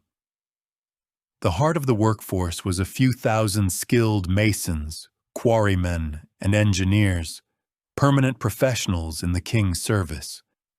Around them, in the flood season, gathered the great levies of farming men from the villages, rotating in and out in organized crews. They lived in a purpose-built town below the plateau, in barracks and dormitories, fed from bakeries that turned out bread by the 1,000 loaves, breweries, granaries, fish stores, cattle pens. Archaeologists have found the town, the bakeries, the workers' cemeteries with their small, proud tombs. The men who built the Great Pyramid were paid in bread and beer, cared for when injured, buried with honor in the shadow of the monument they raised, and they left their crew names scrawled in red paint on hidden blocks, names full of swagger and loyalty. Friends of Khufu. The pyramids were not built by armies of foreign slaves, as later imagination would claim. They were built largely by Egyptians, skilled workers, rotating labor crews, and ordinary people of the villages, organized and fed by the state. And they knew what they were building. Feel the rhythm of it, year upon year. In the quarries across the river and along the plateau's edge, the stone is cut, copper chisels and wooden mallets and patience. During the months of the flood, the water comes generously close, and the barges glide heavy laden across the drowned fields, delivering Tura limestone, gleaming white from the eastern cliffs, and granite hard and dark, floated hundreds of miles downstream from the far south. At the harbor below the plateau, the blocks come ashore, and the sledge teams take them, hauling up the long ramps, water poured before the runners, so the sledges slide upon the slick. The pyramid rising course by course, a little higher every month, its shadow reaching a little further every year. It took in all, on the order of 20 years. There are children who were born in the workers' town, who came of age never having known a world without the sound of the building. And close beside the Great Pyramid's southern face, sealed in a pit beneath heavy slabs of limestone, the builders buried one more thing, and of everything at Giza, it may be the most quietly moving. A ship. A full-sized river ship of fragrant cedar, more than 40 meters from prow to stern, its timbers carefully taken apart and stacked in perfect order, a vessel in waiting. It lay there undisturbed for 4,500 years, until workers clearing the site in the last century found the sealed pit, and the ship was lifted out plank by plank and patiently rejoined, and it exists today, graceful and whole, among the oldest and best preserved large ships ever recovered from the ancient world. Why it was buried, we cannot say with certainty. But the Egyptians pictured their sun god traveling the sky in a boat, crossing the day as a boatman crosses the river, and it is hard to stand before Khufu's ship and not understand it as passage arranged for the king, a vessel for the voyage into light, moored beside his mountain, ready. Khufu was followed, in time, by his son Khafre, and Khafre built beside his father. His pyramid stands on slightly higher ground, so that it seems to the eye the taller, though it concedes a few meters to the Great Pyramid, out of what one likes to imagine was filial respect. And near his valley temple, where the desert meets the fields, there was a knoll of living rock left rough by the quarrymen. Out of that knoll, in Khafra's reign, as most scholars understand it, the carvers shaped something new under the sun. A lion's body, couched and immense, with the face of a man, the face, most likely, of the king himself, gazing due east, to the exact point of the equinox sunrise. The Great Sphinx. It is the largest statue that survives from the ancient world, and it has performed without rest the same single duty for 4,500 years, to watch the sun rise over Egypt. The third of the famous pyramids of Giza belongs to Menkaure, of the generation after Khafra, and it is markedly smaller than its elders, though clad in its lower courses in costly granite. Something was shifting, gently, in the balance of things. The colossal effort of the earlier reigns was easing, and the emphasis was drifting from the sheer mass of the pyramid toward the temples that served it, toward ritual and priesthood, toward the daily tending of the royal cult. The age of the giants was completing itself, having said in stone everything it had to say. Stand then where the age itself came to stand, on the Giza plateau in the last years of the dynasty, and look at what 2 or 3 generations had wrought. 3 great pyramids in echelon against the desert sky, white and geometric and utterly still.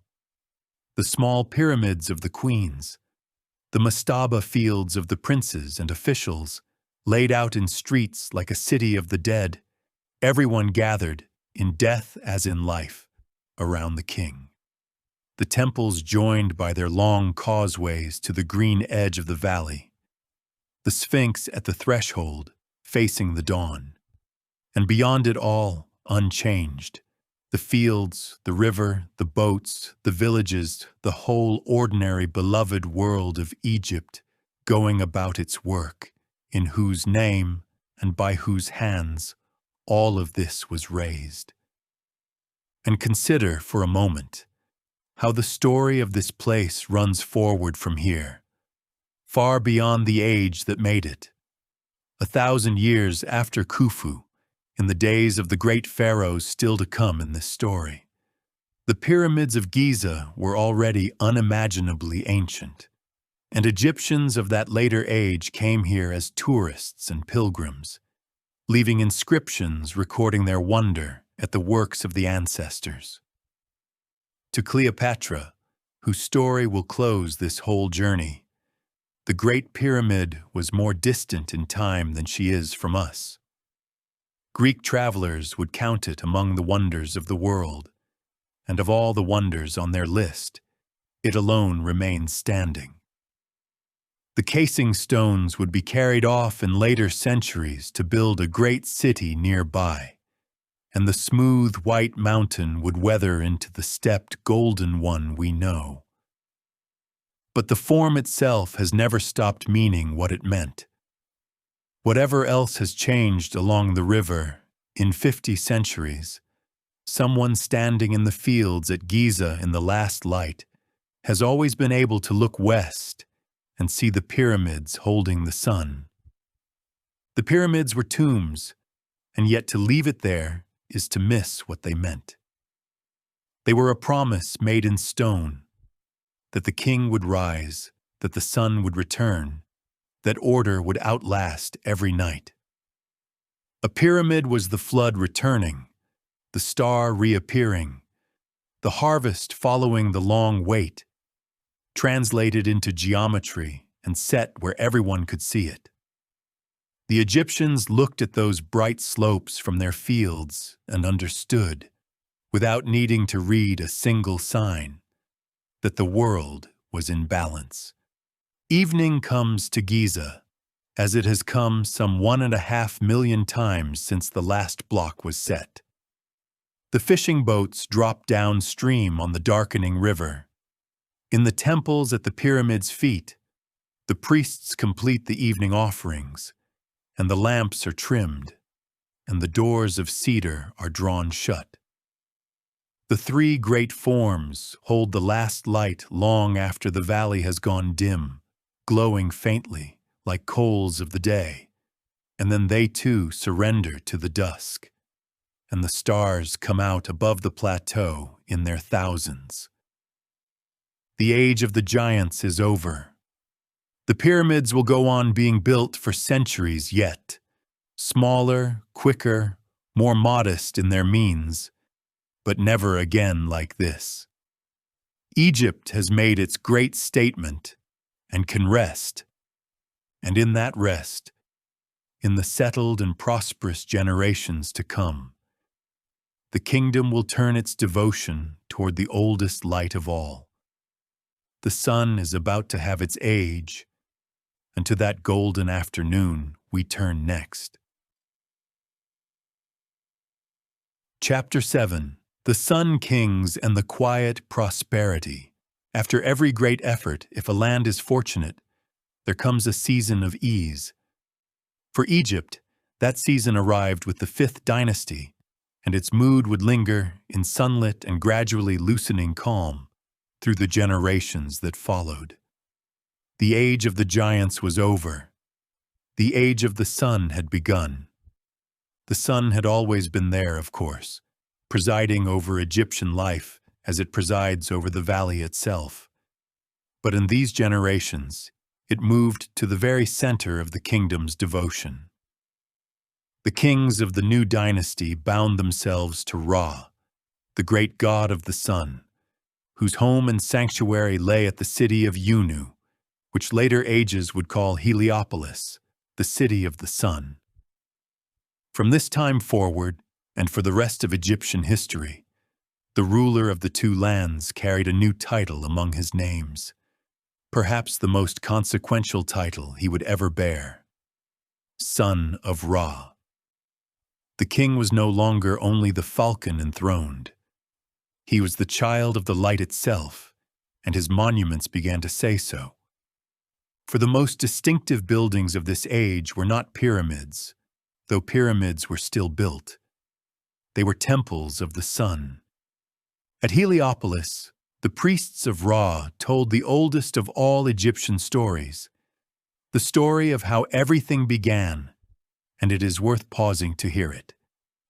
Because Egypt built it into everything, and because it is, at heart, a story every Egyptian already knew from watching the river.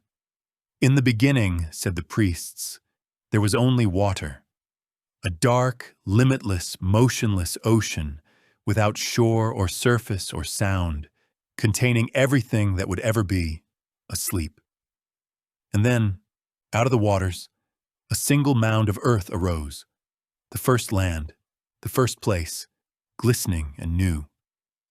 And upon that mound came the first light, the sun rising for the first time out of darkness, and with light came time, and with time the world. The air and the sky, the earth and the green things, the gods and the birds and the beasts and humankind, all unfolding from that first bright morning on the first hill. Now consider what every Egyptian saw each year with their own eyes. The flood spreading its dark waters over the whole valley, a shoreless sea where the world used to be. And then the waters receding, and the first mounds of earth rising, glistening from the retreat, and the sun striking them, and the green beginning again. Creation was not something that had happened only once, long ago. In Egypt, it seemed to happen again and again, in front of everyone. The land itself rehearsed the first morning of the world, every autumn, age after age. That was the deep root of Egyptian confidence, the source of that patient certainty we have felt all through this story. Their theology was simply their geography, raised to eternity. And at the center of both stood the sun, Several kings of the dynasty raised temples to that sun, on the desert rim north of the old sites, and the best known of them, excavated in modern times, lets us walk the idea in our minds. There was no dim sanctuary at its heart, no hidden shrine in the dark, for how could the sun be worshipped in darkness? Instead, a great open court, walled but roofless, lay bare to the sky. At its western end rose a massive squat obelisk of stone upon a tall base, its tip catching the first and last light of every day. Before it stood an enormous altar of gleaming alabaster, shaped like the hieroglyph for the sun's horizon, and to that altar, every day, came the offerings: bread and beer, oxen and fowl, fruit and flowers and wine, presented not in shadow, but in full and pouring daylight. Around the court, carved reliefs celebrated not conquest, but the seasons, the animals of the land giving birth, the planting and the harvest, the whole gentle round of the created world under the eye of its maker. Worship in these courts was simply this: to stand in the light and be grateful. The pyramids of these kings tell their own quiet story. They are smaller than the giants of Giza, less perfectly made, their cores of rough stone and rubble rather than fitted megaliths, and time has treated them accordingly, slumping them into steep gravel hills along the desert edge. Some have read decline in that. It is truer to read a change of heart.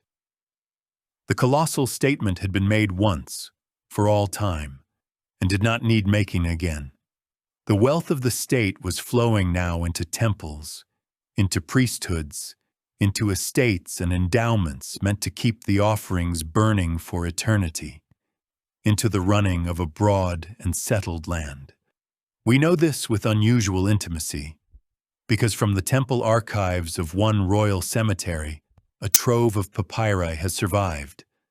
The working documents of the priests themselves, duty rosters, inventories, inspection reports, accounts of linen and bread and beer, the daily housekeeping of eternity.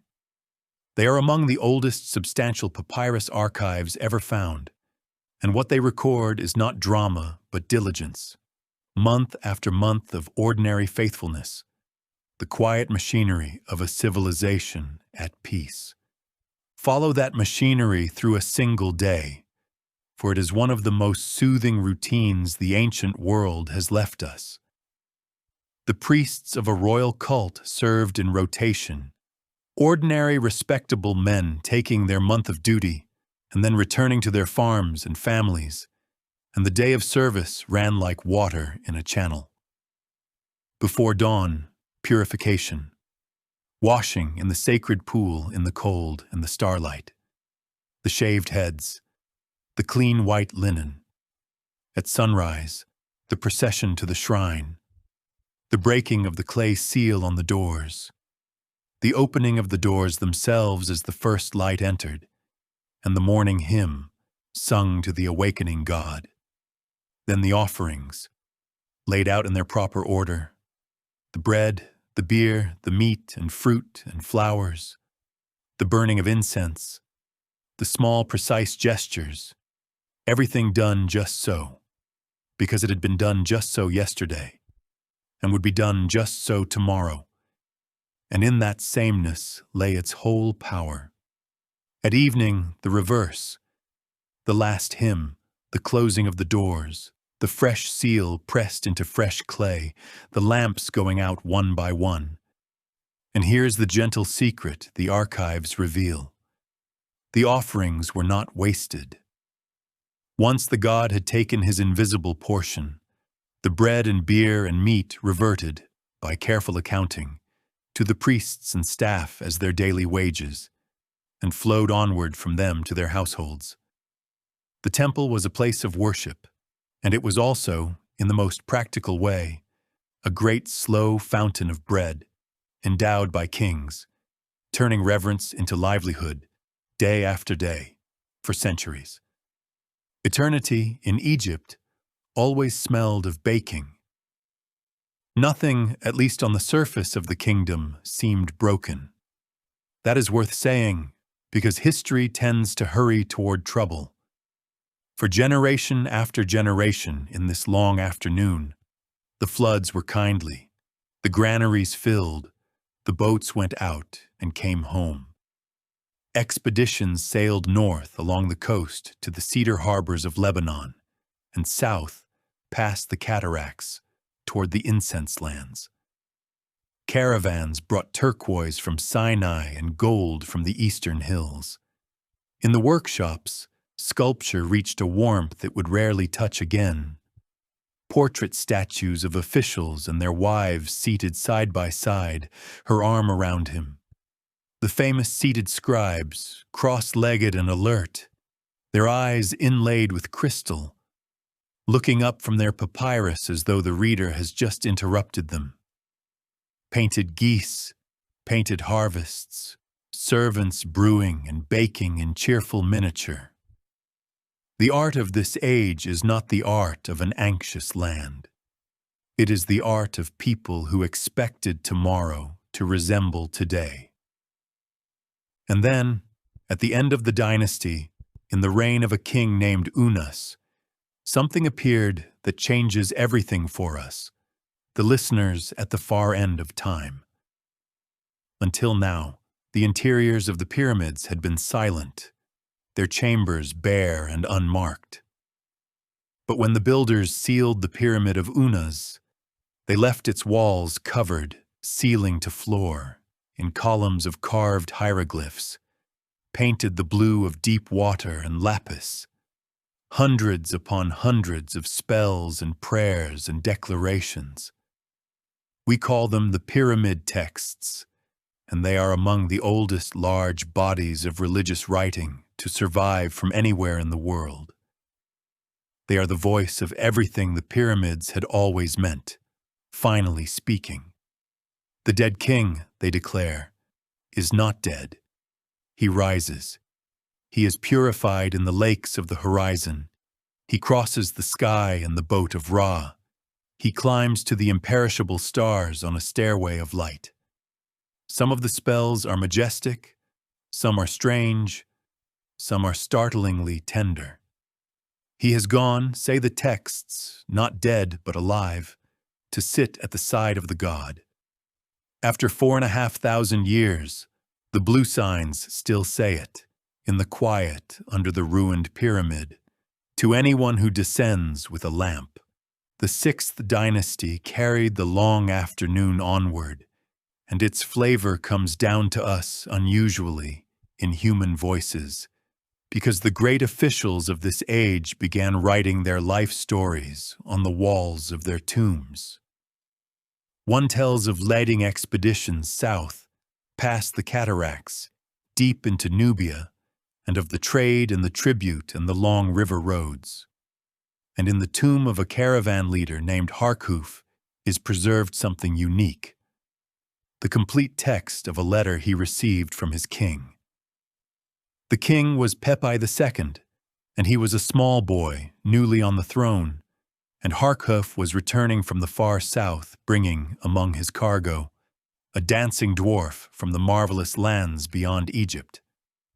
The boy king's letter brims through its royal formulas with undisguised, delighted impatience. Come north at once, it says. Guard him carefully. Have trusty men watch him on the boat, lest he fall in the water. Inspect him 10 times a night. My Majesty desires to see this marvel more than all the treasure of the mines. Across 4,500 years, it remains what it was, a child's excitement, preserved in stone by a proud old servant who treasured the letter all his life. Pepi II came to the throne as that small boy, and according to the traditions Egypt itself preserved, he reigned for more than 90 years, which, if the records are right, would make his the longest reign in recorded history. Modern scholars debate the figure. What is not debated is that his reign was immensely long, and that its very length became a kind of slow tide going out. For decade upon decade, the same court aged around the same king. In the provinces, the great governing families, the nomarchs, rooted deeper and deeper, passing office from father to son, building their tombs now not at the royal cemeteries, but at home, among their own people, lords of their own districts in all but name. The endowments of generations of temples and cults drew steadily on the royal estates. None of it was collapse. It was looser weave, year by year, a center that commanded less and less, while the provinces quietly learned to stand on their own. Evening comes to the old kingdom slowly and with grace. Picture the valley in the last years of the aged king. The offerings still rise at the alabaster altars in the open courts. The scribes still keep their patient ledgers.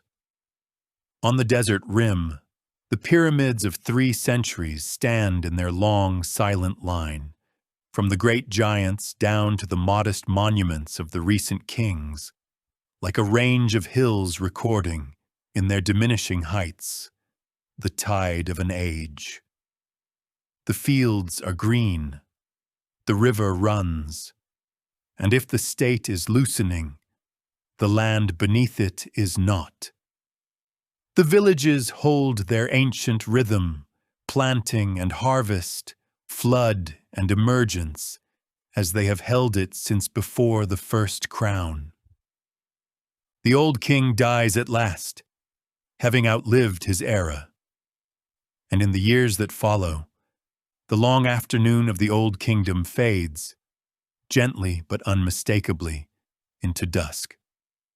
What that dusk was like, and how Egypt endured it, is where we turn next.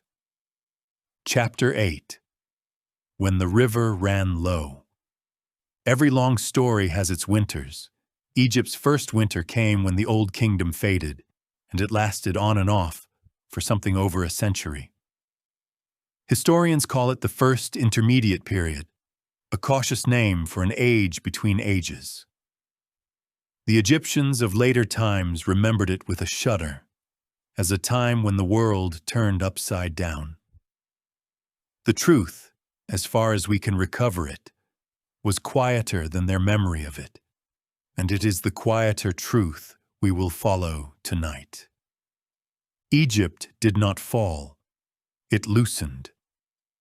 The great central order of the Old Kingdom, that single administration reaching from the cataracts to the sea, gradually lost its grip after the long reign of the old king.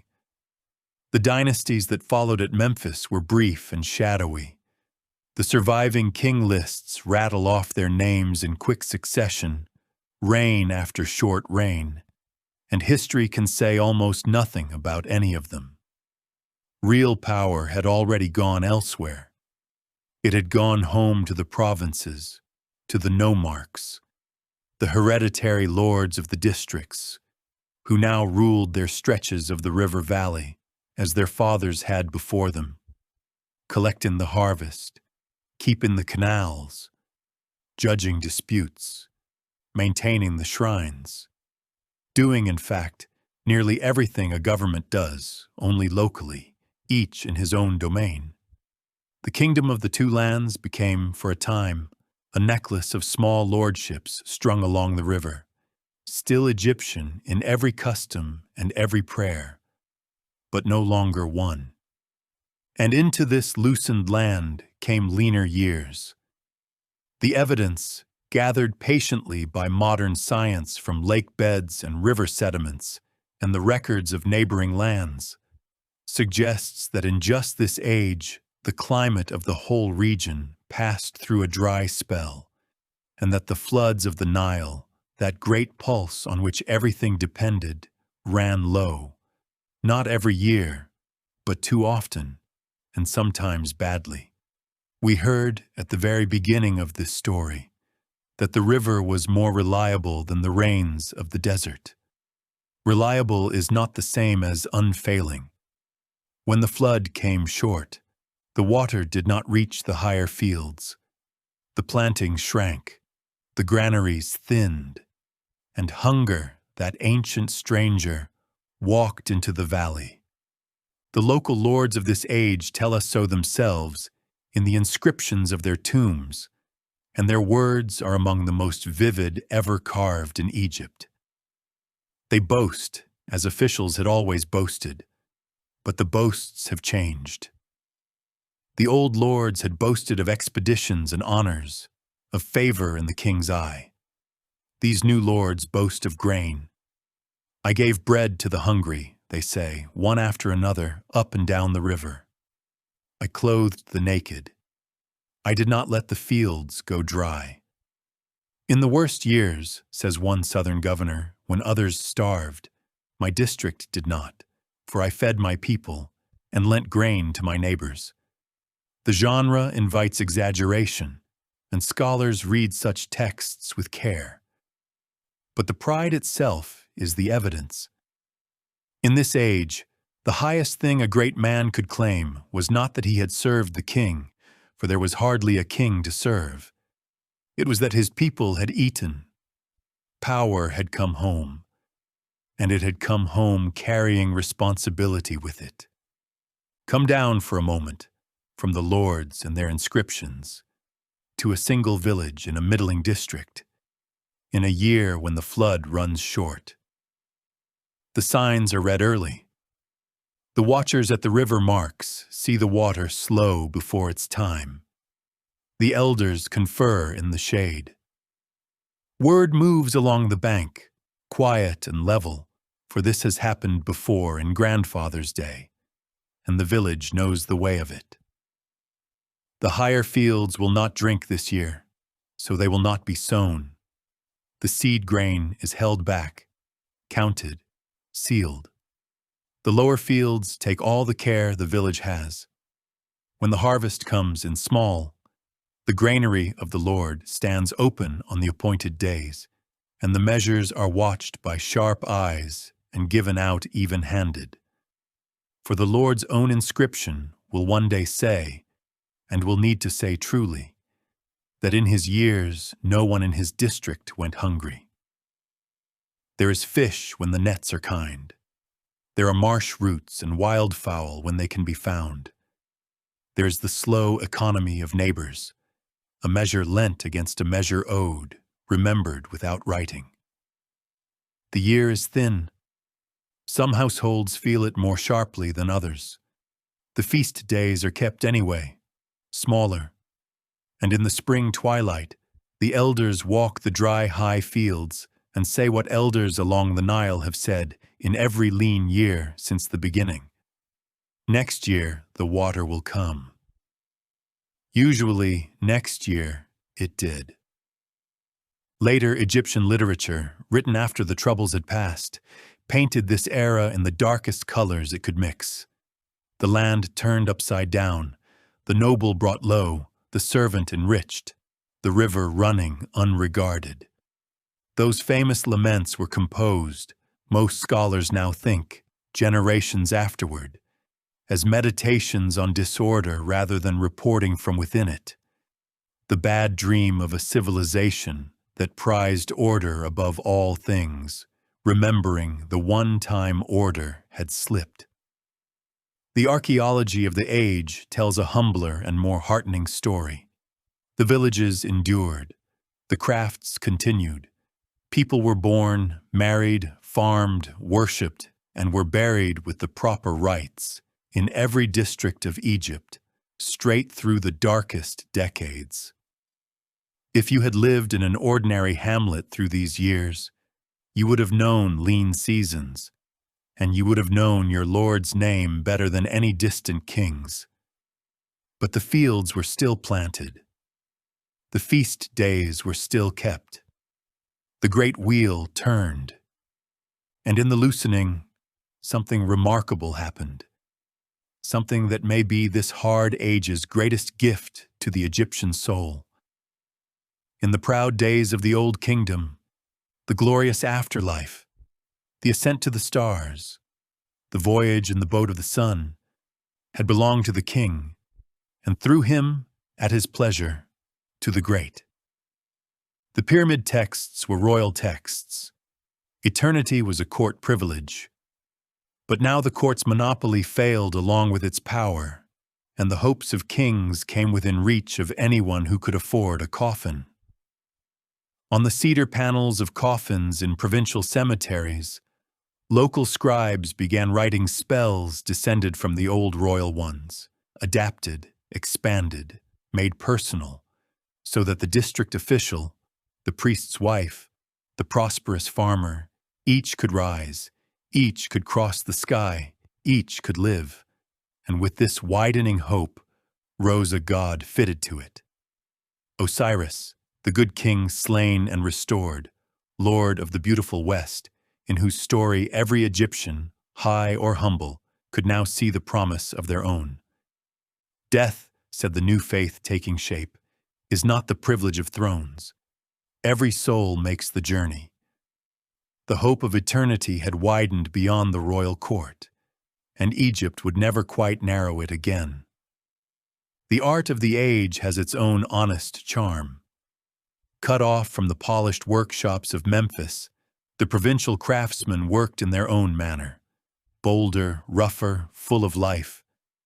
Painted wooden models of daily labor, little granaries with little workers, boats with crews of oarsmen, weavers and brewers and herdsmen, made to serve the dead forever and delightful to the living eye ever since.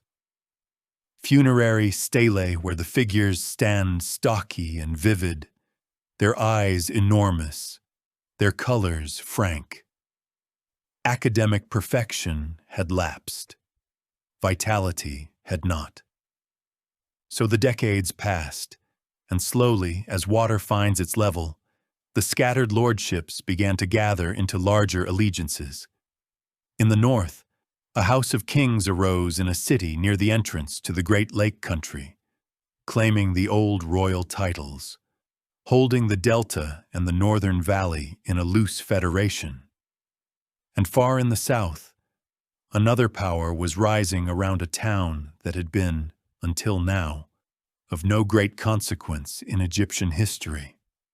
A provincial place on a generous bend of the river, ringed by desert cliffs, home to a local falcon-headed god of war, and increasingly to a family of vigorous southern lords.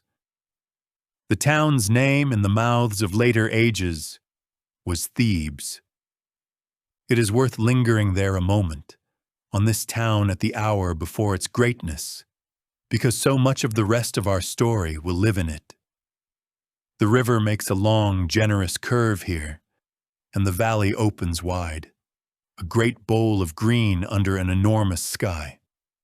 On the east bank stands the town itself, unwalled and unremarkable, mud brick and palm shade, a market by the landing, a modest temple to the local gods. Across the water, on the west, the land runs green for a space and then rises abruptly into a wall of desert cliffs, gold in the morning and rose in the evening, folded into bays and ravines, with one pyramid-shaped peak standing over all. Between the cliffs and the green lie the cemeteries, generations of them already. It is even now before a single great monument has been raised, a landscape that feels arranged, the river and the fields and the shining cliffs composed like a temple no one built, the east bank for the living and the sunrise, the west bank for the dead and the sunset. The Thebans themselves clearly felt it. They were provincials, but they were provincials who believed, with the unhurried assurance of Southerners, that their town under the cliffs was the true center of the world. In the centuries ahead, they would persuade the rest of Egypt to agree. For a few generations, the two houses faced one another down the length of the river, north and south, each claiming the crown of a country, that remained, in truth, divided. There were border wars, raids, and campaigns along the Middle Valley, seasons of trouble whose details are mostly lost. Framed at the distance of 40 centuries, it has the shape of something the land itself was working out. The old question of the two lands, asked once more, awaiting the old answer. The answer, when it came, would come from the south, as it had come the first time. In Thebes, the lords had taken to writing their names in royal fashion, and their ambition ran the whole length of the river. The task of reunion would fall to one of their line, a king whose name honors the war god of his city, and whose patient campaigns would, in the fullness of time, mend the broken country and open Egypt's second great age. But that is the next chapter's story. For tonight, let the divided land rest. The winter is passing. In the villages, the granaries are fuller than they were. The floods have turned kinder. The lamps are lit in the small shrines of Osiris, Lord of Hope. On the roof of a house in Thebes, a watchman looks north down the moonlit river, toward provinces his lord does not yet rule, and feels no urgency, only the old southern patience. The patience of people who live beside a river and know that everything comes in time to the one who waits for the flood. The river taught Egypt many things. In this hard age, it taught endurance, and endurance, as the next chapter will show, was about to be rewarded. Chapter 9, Mentuhotep and the Mending of Egypt. Dawn, in the valley of the Nile, does not arrive all at once. First, the cliffs take the light, high up, while the fields still lie in shadow. Then the brightness comes down the rock faces slowly, terrace by terrace, until at last it reaches the green and the water, and the day is general.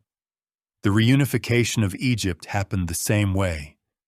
It began high in the south, at Thebes, and came down the river by degrees, over years, over decades, until the whole land stood in the same light again. We left the two lands divided, a northern house ruling the delta and the lower valley from its city near the lake country, and at the south, the ambitious lords of Thebes, who had begun writing their names inside the royal ring. For 2 or 3 generations, these southern kings pressed their claim, extending their reach province by province down the river, gaining here, checked there, in campaigns whose details are mostly lost to us. Their tombs still open in a row from the Theban cliffs, great courtyards cut back into the rock, plain and strong, like the men themselves seem to have been. They did not finish the work. They made it possible. The finishing fell to a king who came to the Theban throne as a boy or a young man, around 4,060 years ago, and who would hold it for half a century. His name was Mentuhotep, a name that honors Montu, the falcon-headed war god of the Theban district, and Egypt would remember him ever afterward as one of the great mending figures of its whole history. Later ages, looking back down the centuries, would remember him as a founder-like figure, a king from whom a new age could be counted. They were not wrong. The Middle Kingdom, Egypt's second great age, begins with him.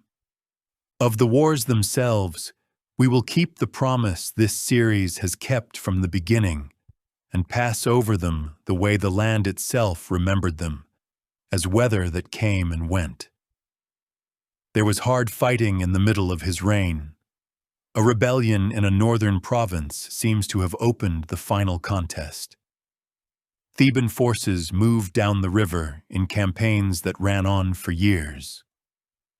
Somewhere in those years, the northern kingdom failed, its capital submitted, and the delta acknowledged the southern crown. By the time the king reached the jubilee of his reign, the scribes could write his newest and proudest title without any exaggeration at all: Uniter of the Two Lands.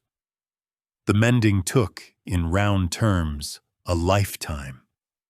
That is roughly what such mendings take. We may picture the Jubilee itself, the ancient festival of royal renewal, kept since the days of the first dynasties and now celebrated at Thebes by a king who had earned it as few kings ever had. The town filled for days beforehand, boats arriving from every province, the riverbank a fair of tents and cooking fires. On the appointed morning, the king appeared in the archaic robe of the festival, close wrapped and white, as kings had appeared for 1,000 years, and before the shrines of the assembled gods of all Egypt, gods of the delta marshes and gods of the southern cliffs together, he was crowned again, twice, with the white crown of the valley and the red crown of the marsh country, and enthroned facing each of the four directions in turn, so that every quarter of the world might witness that the order of things stood firm. Then, as tradition required, the king ran, alone in the great court, around the ritual markers that stood for the boundaries of Egypt. The ruler of the two lands ran the circuit of his whole domain in 100 strides, claiming it, renewing it, while the crowds roared and the incense drifted, and the old rite said what it had always said: the kingdom is whole. The strength of the king is the strength of the land. The wheel is sound and turning. For the grandparents in that crowd, who could remember the divided years, it must have been a morning worth every step of the long road that led to it. What matters for our story is not how the country was won, but how it was healed, and here the reign shows its quality. The king did not raise the north or scatter its officials wholesale. The machinery of the defeated kingdom was largely taken over and set to work for the new crown. Theban men took the great offices, as victors' men always do, but the nomarchs of many districts kept their seats, watched now by royal overseers, folded gradually back into a single administration. The border forts were garrisoned, the neglected trade routes reopened, the quarry roads through the eastern desert made safe again. Expeditions went south past the cataracts for gold, and north for cedar, and the produce of the whole valley began, once more, to move. A generation grew up for whom a divided Egypt was a story their grandparents told. You could measure the healing in small things, the way convalescence is always measured. Boats went farther before tying up for the night, because the river was safe again along its whole length. The pottery of the north began appearing in southern kitchens and southern gold in northern workshops, and the two artistic traditions that had grown apart in the divided years, the polished old manner of Memphis and the vivid, big-eyed vigor of the southern provinces, began to study one another and merge and make between them the style of the coming classical age. Weights and measures agreed again from the cataract to the sea. A letter posted at Memphis found its man in Thebes, and on a rooftop in Thebes we may imagine some grandson of that watchman we left at the end of the last chapter looked north down the moonlit river at provinces his king now ruled, all of them, everyone, and found the view so unremarkable that he mostly watched the herons. And at Thebes, the victorious king built himself a monument that had no ancestor and would have one immortal descendant. On the west bank of the river, where the desert cliffs curve inward to form a vast natural bay, a place called in our day Deir el-Bahri.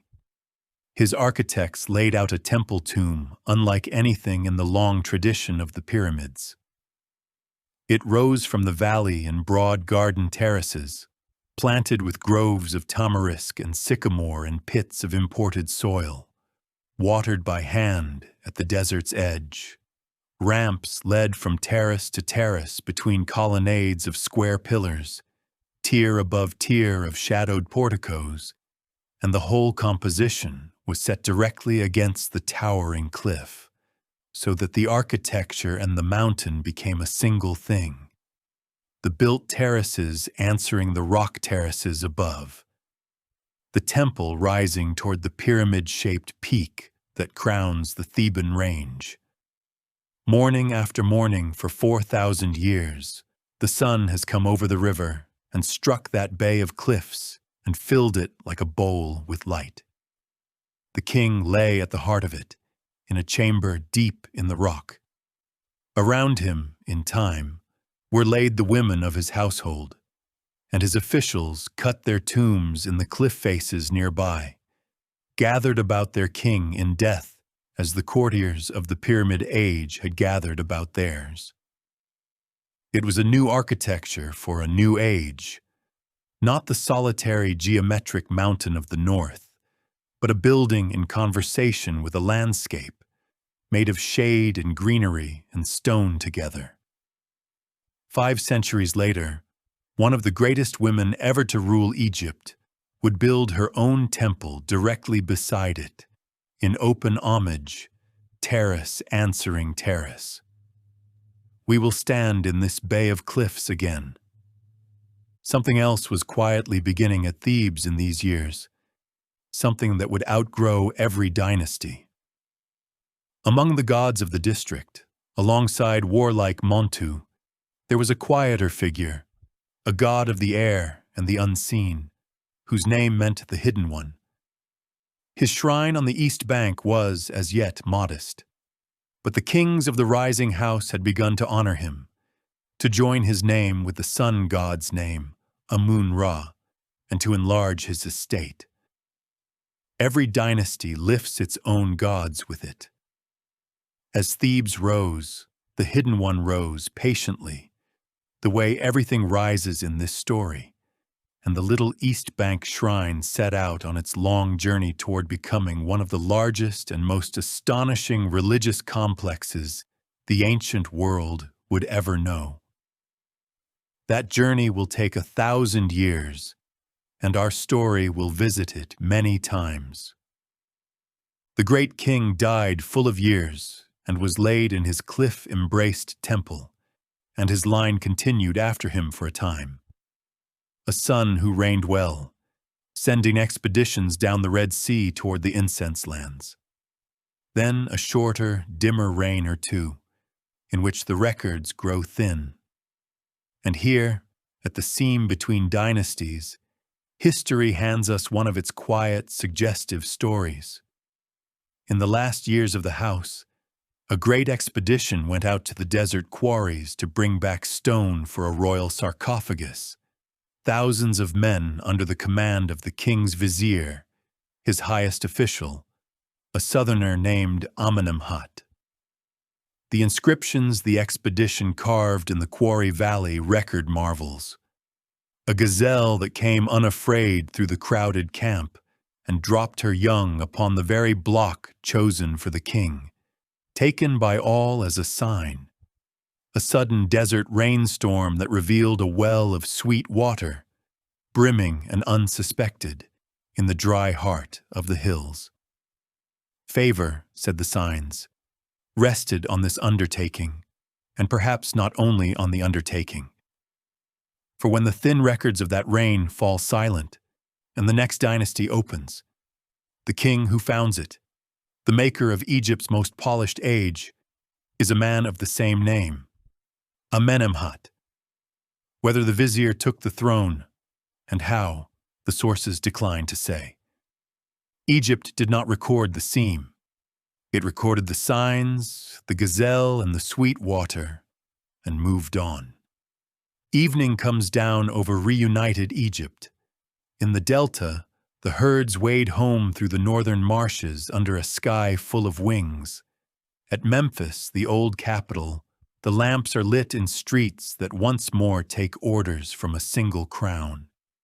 And far to the south, the light leaves the Theban plain in the old order, the fields first, then the river, then the western cliffs holding the last of it, amber above the terraces of the king's green temple, until only the pyramid-shaped peak still burns, and then goes gray, and the stars come out over the two lands, which are again, and for 4 more centuries, one. The house of Thebes has mended the country. Now a new house will perfect it, and Egypt will enter the age it would remember ever afterward as its classic noon, the age of the wisdom kings. Chapter 10. The Wisdom Kings of the Middle Kingdom. Many civilizations have an age they return to afterward, when they want to remember themselves at their best. For Egypt, that age was the 12th dynasty, the heart of the Middle Kingdom. 2 centuries of such steadiness and cultivation that for the next 1,500 years, whenever an Egyptian schoolboy learned to write, the models set before him were the compositions of this time. Its language became the classical language. Its books became the classics. Other ages built higher. None wrote better by Egypt's own lifelong judgment, and it is by its words, even more than its monuments, that this age asks to be remembered. The founder, Amenemhat, began with geography, as Egyptian wisdom always began. Thebes had won the country, but Thebes lay far to the south, splendid and remote. So the new king carried his court north, to the balance point of the land, and built a new capital just south of the old orbit of Memphis, near the mouth of the great lake country of the Fayum. He named it, with perfect plainness, Ichtawi, Caesar of the two lands. And for 200 years the country was governed from there, from the hinge of the valley and the delta, in the old sensible manner of the pyramid kings. The royal cemeteries rose nearby on the desert edge, and the kings of the line returned to the pyramid form for their tombs, though in the manner of their thriftier age. Cores of mud brick, cased in fine white limestone, so that they shone in their day like the giants of old, and have softened since with the casing gone, into steep and quiet hills. And the founder made a second arrangement, one that tells us how deliberately this dynasty thought about time. In his later years, he raised his son beside him as co-ruler, the two kings reigning together, the old man steadying the young one's first years of power, so that when death came to the elder, there would be no gap, no contest, no dangerous night between reigns. The dynasty made the practice its custom, and it is one reason the house ran on, son after father, for 2 unbroken centuries, in a world where such continuity was rare. Yet the age's steadiness was not innocence, and the Egyptians knew the difference, because they wrote about it. The founder himself died, the evidence suggests, by treachery in his own palace, a conspiracy in the night, while his son was away with the army. We know of it chiefly through literature, and the literature is extraordinary. In a composition studied by Egyptian students for 1,000 years after, the dead old king speaks from beyond death to his son, counseling him in the weary voice of a man who gave everything and was betrayed in his own house.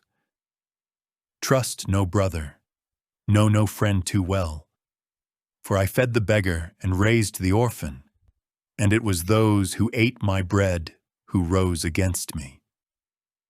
It is a dark text for a golden age, and that is precisely the point to hear in it. The Middle Kingdom was an age of open eyes. It had lived through the loosened century. It knew that order was not the natural state of things, but a made thing, remade daily. And its serenity was the serenity not of a child, but of a survivor. Kingship, says another text of the age, is not rest. It is service and vigilance, the shepherd awake while the flock sleeps. Out of that same night of the founder's death, Egyptian literature made its most beloved story. And since this series has promised you the great sweeping story rather than the catalogue of kings, let us give a few quiet minutes to a tale the Egyptians themselves never tired of. The story of Sinuhe. Sinuhe was a courtier, so the story runs, serving with the army in the west when the news of the old king's death came whispering through the camp at dusk. And overhearing it, overhearing perhaps more than he should have heard, he was seized by a fear he himself could never afterward fully explain, and he ran. He slipped away south and east, crossed the river at nightfall, skirted the forts of the frontier by dark, and staggered at last, half dead of thirst, into the lands beyond Egypt, where wandering herdsmen saved him. In the hill country of the east, he made a new life and a fine one. A chieftain there gave him his daughter and the best of his land, a place of figs and vines, honey and olives, barley without end. His sons grew strong, his herds multiplied. He sheltered travelers and prospered in every worldly way, and none of it was home. The story lets the years pile up, and then it lets the longing speak in a prayer that still aches after 4,000 years. O God, whoever you are that decreed my flight, be merciful and bring me home. Let my body not fall in a foreign land. Let me be buried in the land where I was born. And the prayer is answered. A letter comes from the palace, from the very son of the old king, now long and securely enthroned. The king holds no grudge. The flight is forgiven. The old courtier is summoned home with honor. Sinuhe gives away his eastern wealth with both hands, comes back across the frontier he once crept over in the dark, and is received at court. Washed, anointed, dressed again in linen, given a house and, best of all, given a tomb of stone among the tombs of the courtiers, in the shadow of the king's own pyramid. There the story ends, in the one ending an Egyptian audience found completely happy. Not riches, not glory, but home and a proper burial in the beloved Black Land. Schoolboys copied it for centuries. Egypt never told itself a truer story about itself. The kings of the line, meanwhile, governed, and two of their works ask to be seen. The first is administrative, and it has a human face, literally. Midway through the dynasty came a king named Senusret, third of that name, a formidable organizer who did quietly and permanently what no king had managed since the Old Kingdom. He brought the old provincial baronies, the hereditary nomarchies that had run their districts since the loosened years, gently but finally to heel, drawing their powers into the crown's own departments, so that the great tomb-building dynasties of local lords simply cease in his generation, all along the river. And this same king left behind a new kind of royal portrait. The pharaohs before him gaze out of their statues serene, ageless, untroubled, gods in stone. Senusret allowed the sculptors to carve him careworn, heavy-lidded eyes, lined cheeks, a mouth set with fatigue, the face of a man who has read too many reports and trusts the world exactly as far as it deserves.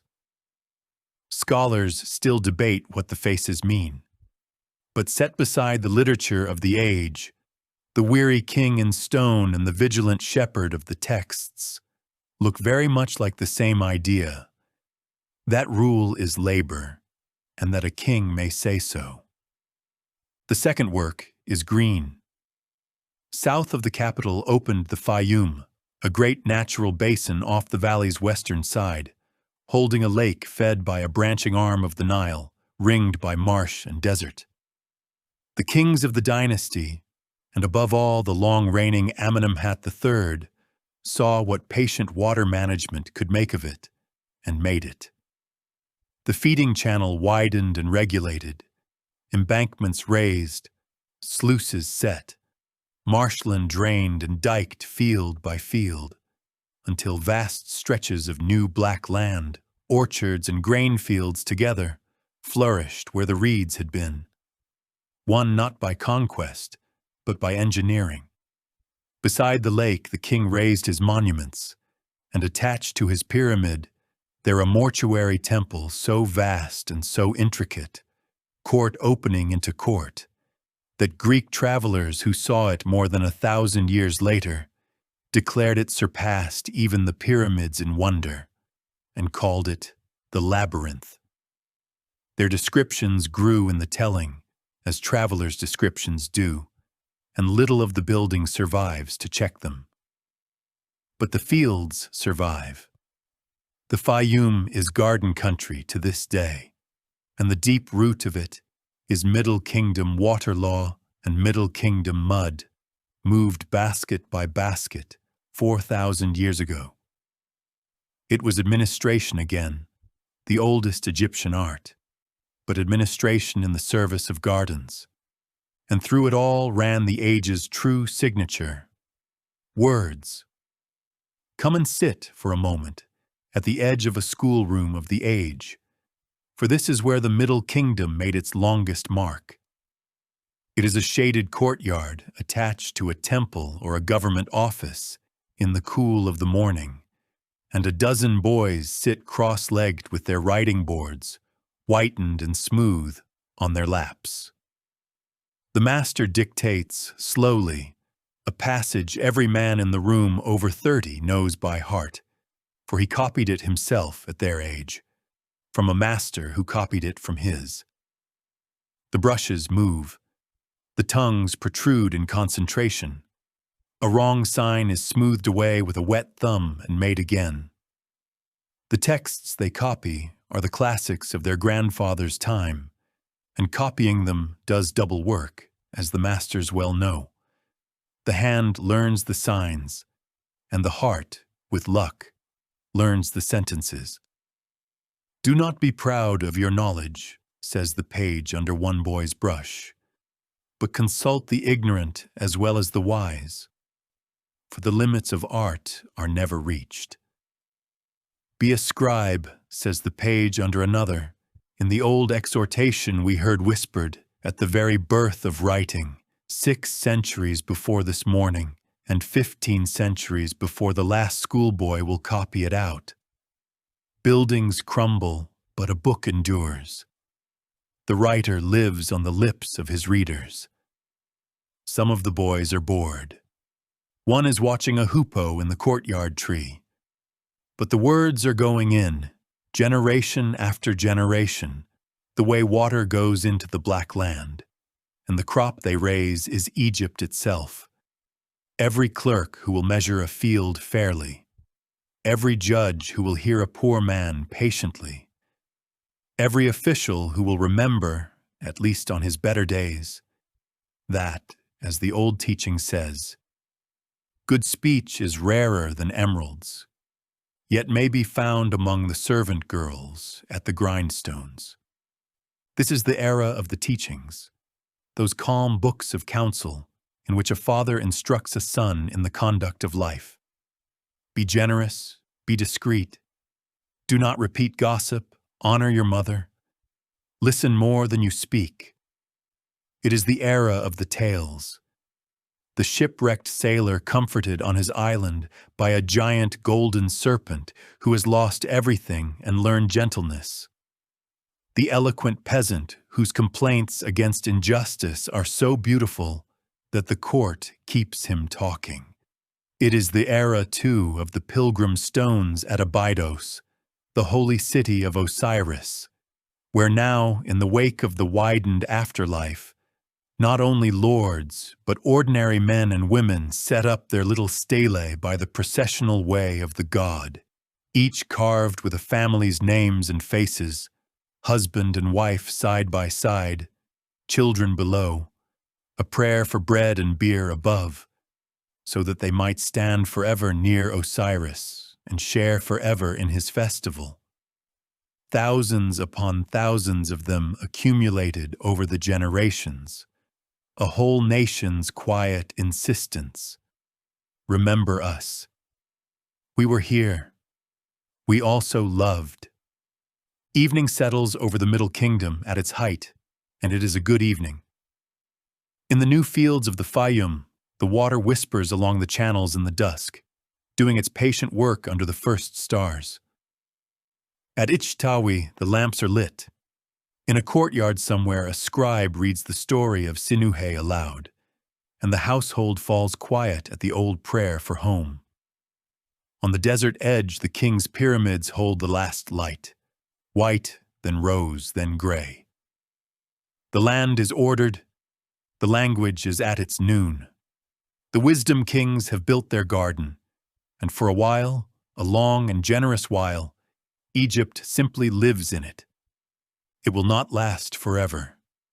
Nothing in this story does, except the river. But before the weather of history turns again, Egypt's gaze is widening, south past the cataracts toward the goldlands, north toward the sea roads, and the next chapter follows it outward, to the fortresses and the merchants at the busy edges of the garden. Chapter 11. Fortresses in the south, merchants in the north. A kingdom, like a house, is known by its rooms, but it is known even better by its doors. For most of this story, we have lived deep inside Egypt, in the valley's green interior, among its fields and temples and tombs. In this chapter, we walk out to the edges, to the two great doorways of the Middle Kingdom, the southern door of stone and the northern door of water, and we watch the wide world flowing gently in. Begin in the south, past the first cataract, where the familiar Egyptian valley gives way to the frontier lands of Nubia. The river changes character here. The soft limestone valley gives way to granite. The green ribbon narrows. The water breaks white over shelves of dark rock. And through this harder country, in the great age of the 12th dynasty, ran one of the richest roads Egypt knew, the road of gold. Gold from the Nubian deserts, and with it a stream of prized southern goods, ivory and ebony, incense and leopard skins, ostrich feathers and cattle, moving north by boat and portage toward the treasuries of the king. Where wealth flows, kingdoms attend to their doors, and the Middle Kingdom attended to this one with a thoroughness that still astonishes.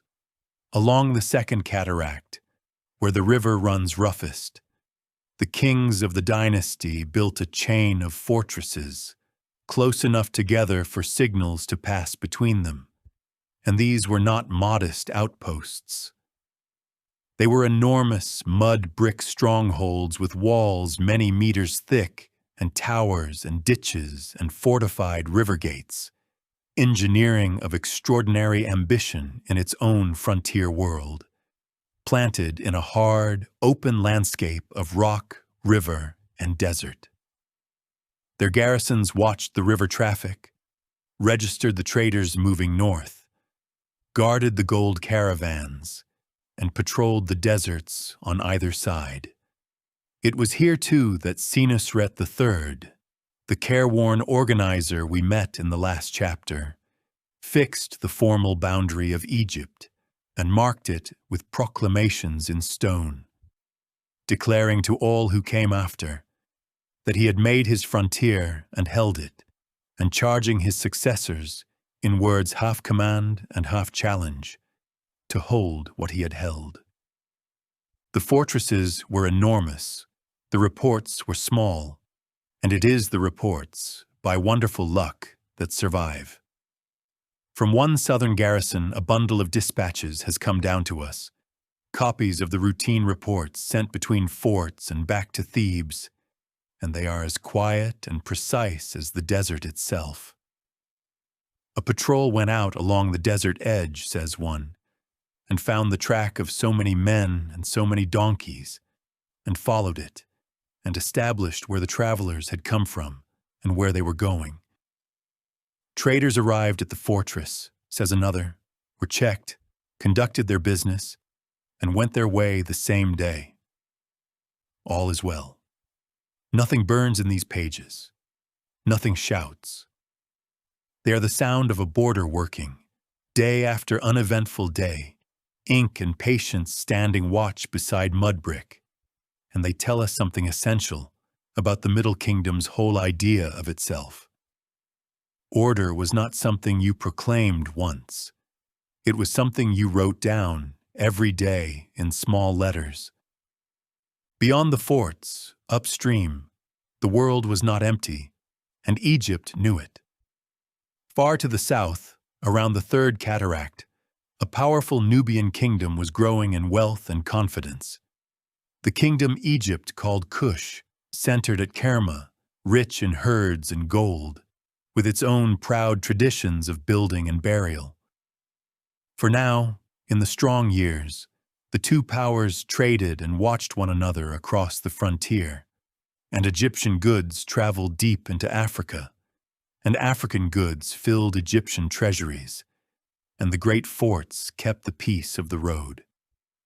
Kush will matter to this story again, more than once, and not always as a neighbor beyond the door. Remember the name. Now travel the whole length of Egypt and out the other shore. In the north, beyond the delta, lay the sea, and across the sea and along its eastern shore lay the harbor towns of the Levantine coast, and one of the oldest and most familiar of them, to Egyptian eyes, was Byblos, the cedar port.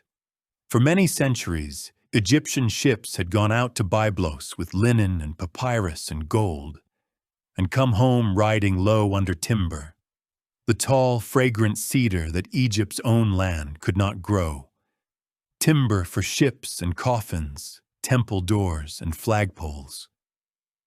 The princes of Byblos, though foreign rulers of a foreign town, wrote their names in Egyptian and collected Egyptian titles and treasured the gifts of pharaohs. And the sea road between the delta and their harbor was one of Egypt's most important and familiar foreign connections. And along that road, in the later years of the Middle Kingdom, people began to come the other way. Not an army, nothing so sudden.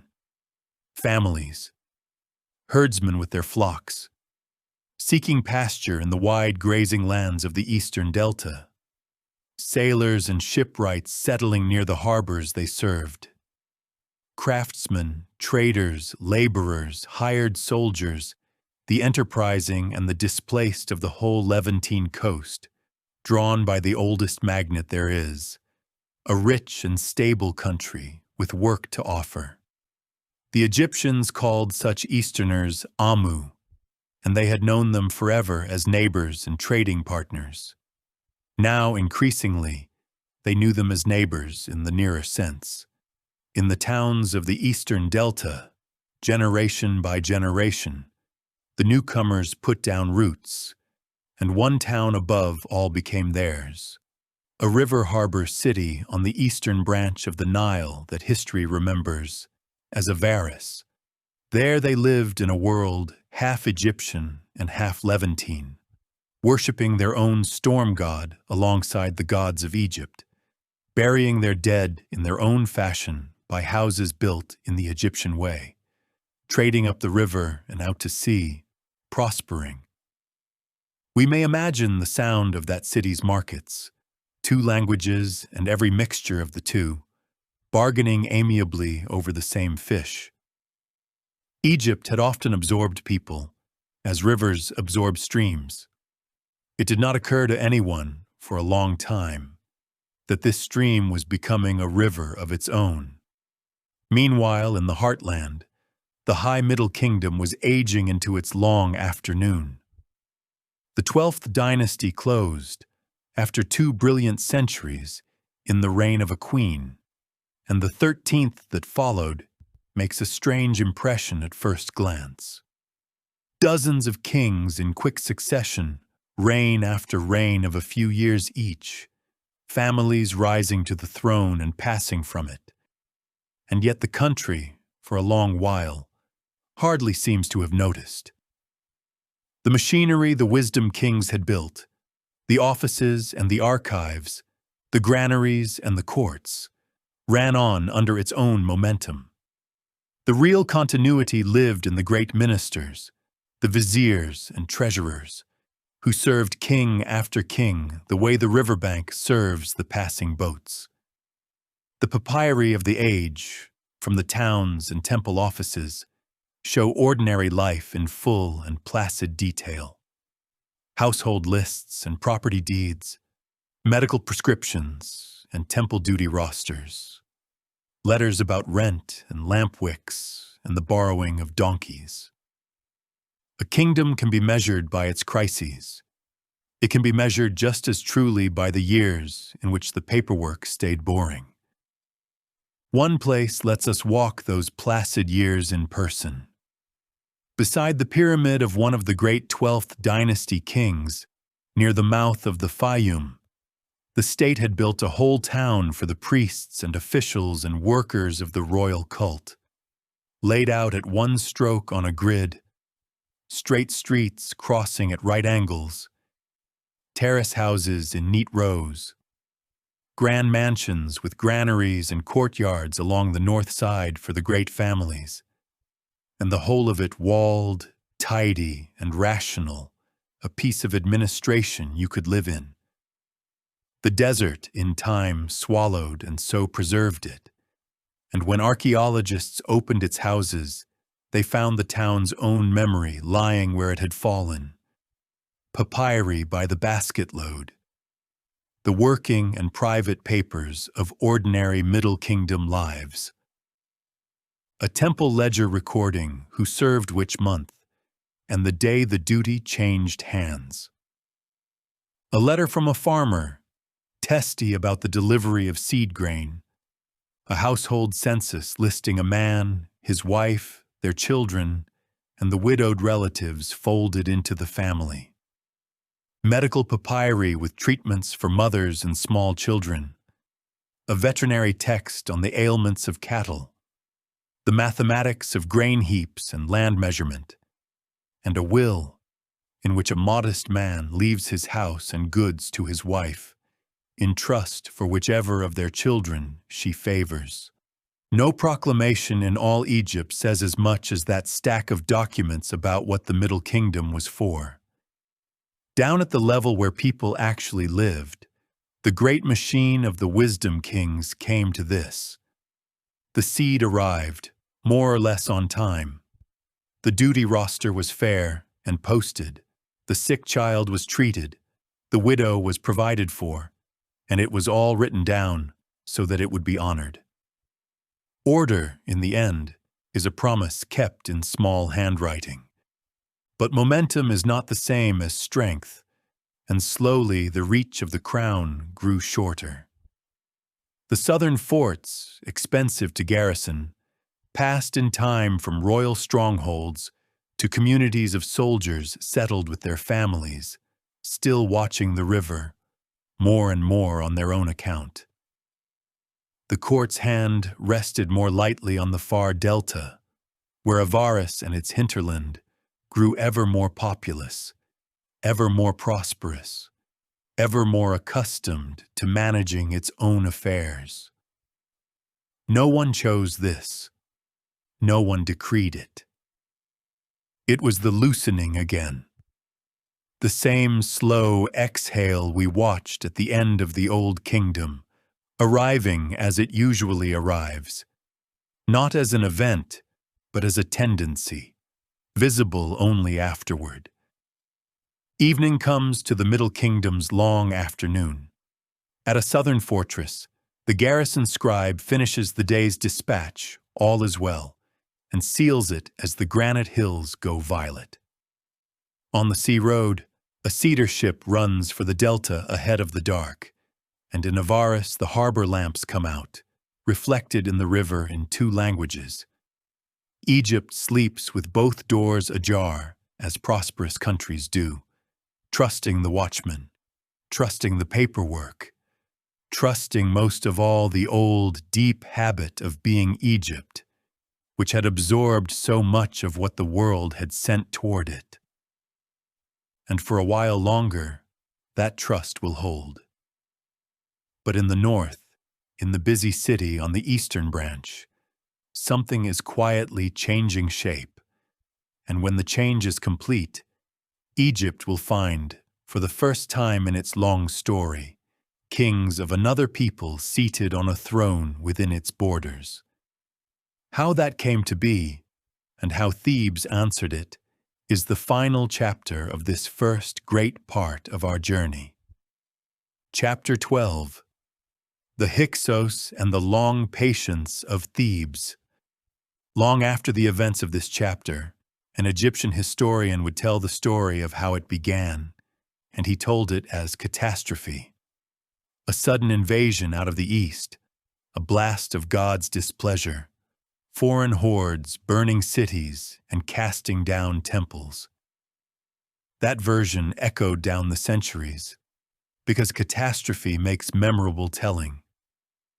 But the ground itself, patiently questioned by modern archaeology, tells a quieter story.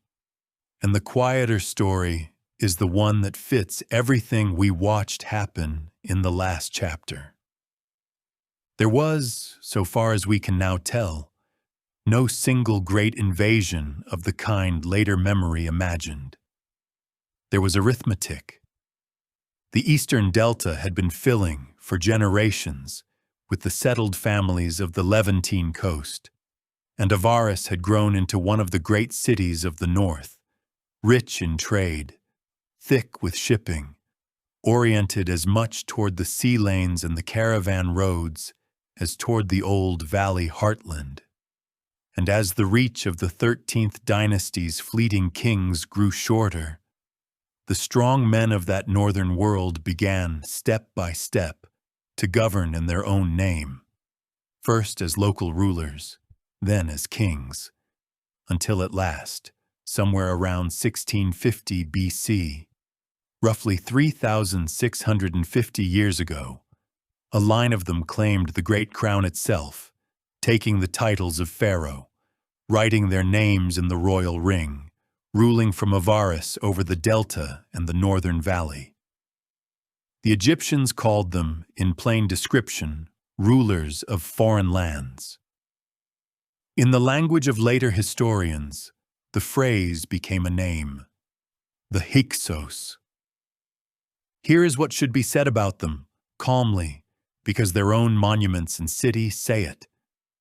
The Hyksos kings do not appear to have ruled simply as destroyers.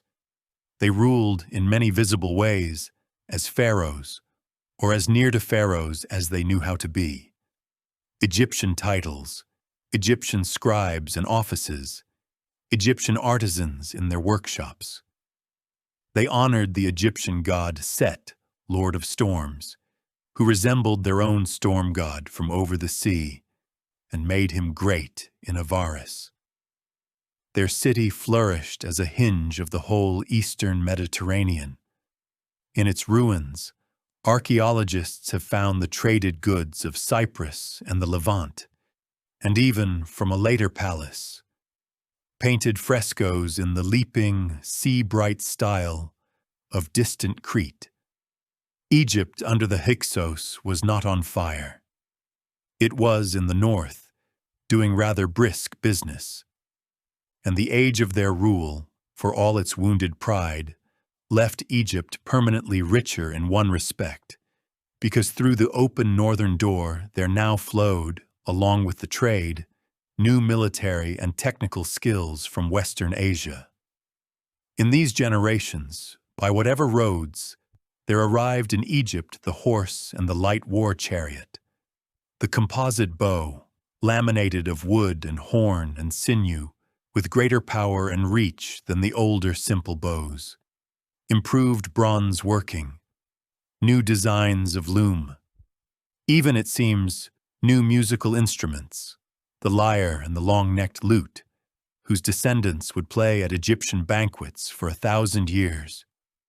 Egypt would master every one of these gifts, and in time would turn several of them, with interest, on the wider world. Great civilizations are not diminished by learning. They are rearmed by it. But Egypt was, once again, two lands. For while the Hyksos held the north, the old order had drawn itself together in the old refuge. Thebes, far up the river among its cliffs, remained the seat of an Egyptian dynasty, heir to all the crowns and memories, ruling now a modest southern kingdom, a few hundred miles of valley between the Hyksos zone to the north, and beyond the cataract to the south, the kingdom of Kush, which had taken the old frontier forts for its own and was close enough to Avaris politically to alarm Thebes. Squeezed between the two, the House of Thebes paid what it had to pay, traded where it could trade, kept the temples of Amun, and endured. Its kings in these generations are dim figures to us, and their kingdom was poor beside the merchant north. What it kept was older than wealth. It kept the idea, at least in its own telling, that Egypt was one land under one crown, that the crown was Theban now by right and by keeping, and that the present arrangement of the world, however long it lasted, was temporary. We may picture that southern patience in a single scene, of the kind the age itself might have known. A Theban official, come north on the river to trade grain for northern goods, stands at the rail as his boat waits at the border of the Hyksos zone, watching the customs men of another king inspect Egyptian cargo on the Egyptian Nile. He pays the toll. He says nothing. All the way home, the cliffs of the valley slide past in their old gold, and at Thebes the pylons of Amun's temple stand modest under the great peak, and nothing in the scene, to a stranger's eye, promises anything. But the South had made an art, twice already in this story, of remaining itself until the wheel turned. Egypt did not call that patience. Egypt called it waiting for the flood. The wheel began to turn in the ordinary way of such things, with friction. The two zones shared a river, and rivers carry quarrels as readily as cargo. Later, Theban tradition remembered even the insults. One story telling how the Hyksos king sent complaint hundreds of miles upstream that the hippopotamus pool of Thebes disturbed his sleep, a grievance so splendidly impossible that it can only have been meant or remembered as provocation. Beneath the stories, the substance was plain. Tolls and boundaries, pride and legitimacy, two crowns in a land whose deepest instinct said there could be only one. In the last generations of the age, the House of Thebes passed from endurance to intent. This was a family affair in the fullest sense, a line of vigorous kings, and beside them, a line of formidable royal women, queens who held Thebes together across the dangerous years and were honored for it by their descendants for centuries. We know some of their names and more of their standing. There was a grandmother of the line whom her royal grandson would one day honor with monuments and endowments, remembering aloud in his inscription that he did it simply because he loved her. There was a queen, wife and mother of fighting kings, whom a later monument praises in terms given to no other woman of the age. She cared for Egypt's soldiers, it says. She guarded her land. She gathered back its fugitives and stilled its rebels. Scholars read the details cautiously, as they should. But the pattern is strong. When the men of this family marched north, it was the women who held the south, and the dynasty remembered it in stone with gratitude. The coming golden age would be famous for its great royal women. This is the family in which that tradition was forged. And in these same years, quietly, the South was learning the new arts of its enemy. The horse had come into Egypt through the Hyksos north. Now, by trade or capture or the slow seep of skills across any long border, it came to Thebes. We may imagine the scene in some dusty enclosure on the edge of the southern city. A pair of the strange, quick, high-headed animals, worth more than gold, circling on a long rein while a northern trained groom calls the commands, and half the neighborhood watching from the walls. An early Theban-built chariot, perhaps copied from a captured one, standing in the shade with its rawhide tires drying, and boys of the royal family taking their turns at the rail, learning the balance of the light car, learning the speech of horses, learning, without anyone quite saying so, the trade of the war to come. Patience in the South had never meant idleness. It meant preparing at the pace the years allowed, and letting the river bring the hour. One Theban king, Sekenenre, seems to have carried the quarrel into open war, and appears to have died in that struggle. His successor, Kamose, took up the fight with a young man's fire, striking north by river in bold campaigns, harrying the approaches of Avaris's countryside, boasting on his monuments in the oldest style that he had drunk of the wine of his enemies' vineyards. It was Kamose's men, patrolling the desert roads, who intercepted a letter traveling by the back route of the oases from the Hyksos king to the king of Kush, proposing what Thebes had always feared, an alliance of north and south to crush the middle between them. The letter never arrived. The messenger was turned around and sent back to Avaris, so that the Hyksos king might know his plan was known. In this first great part of our story, few gestures feel more Theban. No army, no speech, just the quiet return of an opened letter, and the long game continuing. Kamose's reign was short. The war outlived him and passed with the crown to a boy. His kinsman Amos, raised in that family of iron queens, heir to 3 generations of southern patience. What Amos did with the inheritance, how the 2 lands became one land yet again, and how Egypt then rose from its recovered wholeness into one of the most brilliant of all its ages, an age of empire and splendor, of Hatshepsut's terraces and Ramesses's colossi, of Tutankhamun's gold and Akhenaten's strange, bright dream. All of that belongs to the second part of our journey. So let us end this first part where we began it, at the water's edge, in the long perspective. Think how far the river has carried us. We began before Egypt was Egypt, on the green savannas of a Sahara that has not felt rain in 100 lifetimes, following herders and their cattle toward a valley that would take them in. We watched the first villages rise on the black land, the first signs speak. The 2 lands braid themselves into one beneath the crowns of Narmer's palette. We stood in the lamplight of the first scribes, climbed the stairway of stone at Saqqara, and saw the white mountains of Giza catch the sun. We lived through the golden afternoon of the Sun Kings, endured the lean years when the river ran low, and came home to order behind Mentuhotep out of Thebes.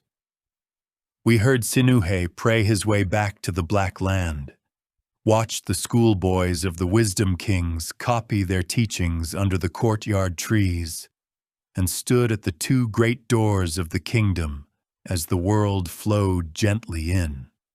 Roughly 15 centuries have passed since the first dynasties, and through every one of them, beneath the kings and the crowns, the same few faithful things have gone on happening. The star has risen before the flood has risen over the fields have fed the villages, and the villages have buried their dead in the warm sand, with bread for the journey. And the sun has gone down into the western desert, evening after evening, with the promise of morning. Egypt now stands at the threshold of its brightest age, and like every dawn in this land, it will come up out of the south. But that is for tomorrow, and for part 2. For tonight, the story rests. The border fires burn low at Thebes and at Avaris. The letter is back in the Hyksos king's hands, saying nothing, meaning everything. And between the two crowns, mile after dark and gleaming mile, the old river slides north under the stars, patient beyond all kings, carrying, as it has always carried, everything that is about to happen. Sleep well. The flood is coming, and it brings a golden age.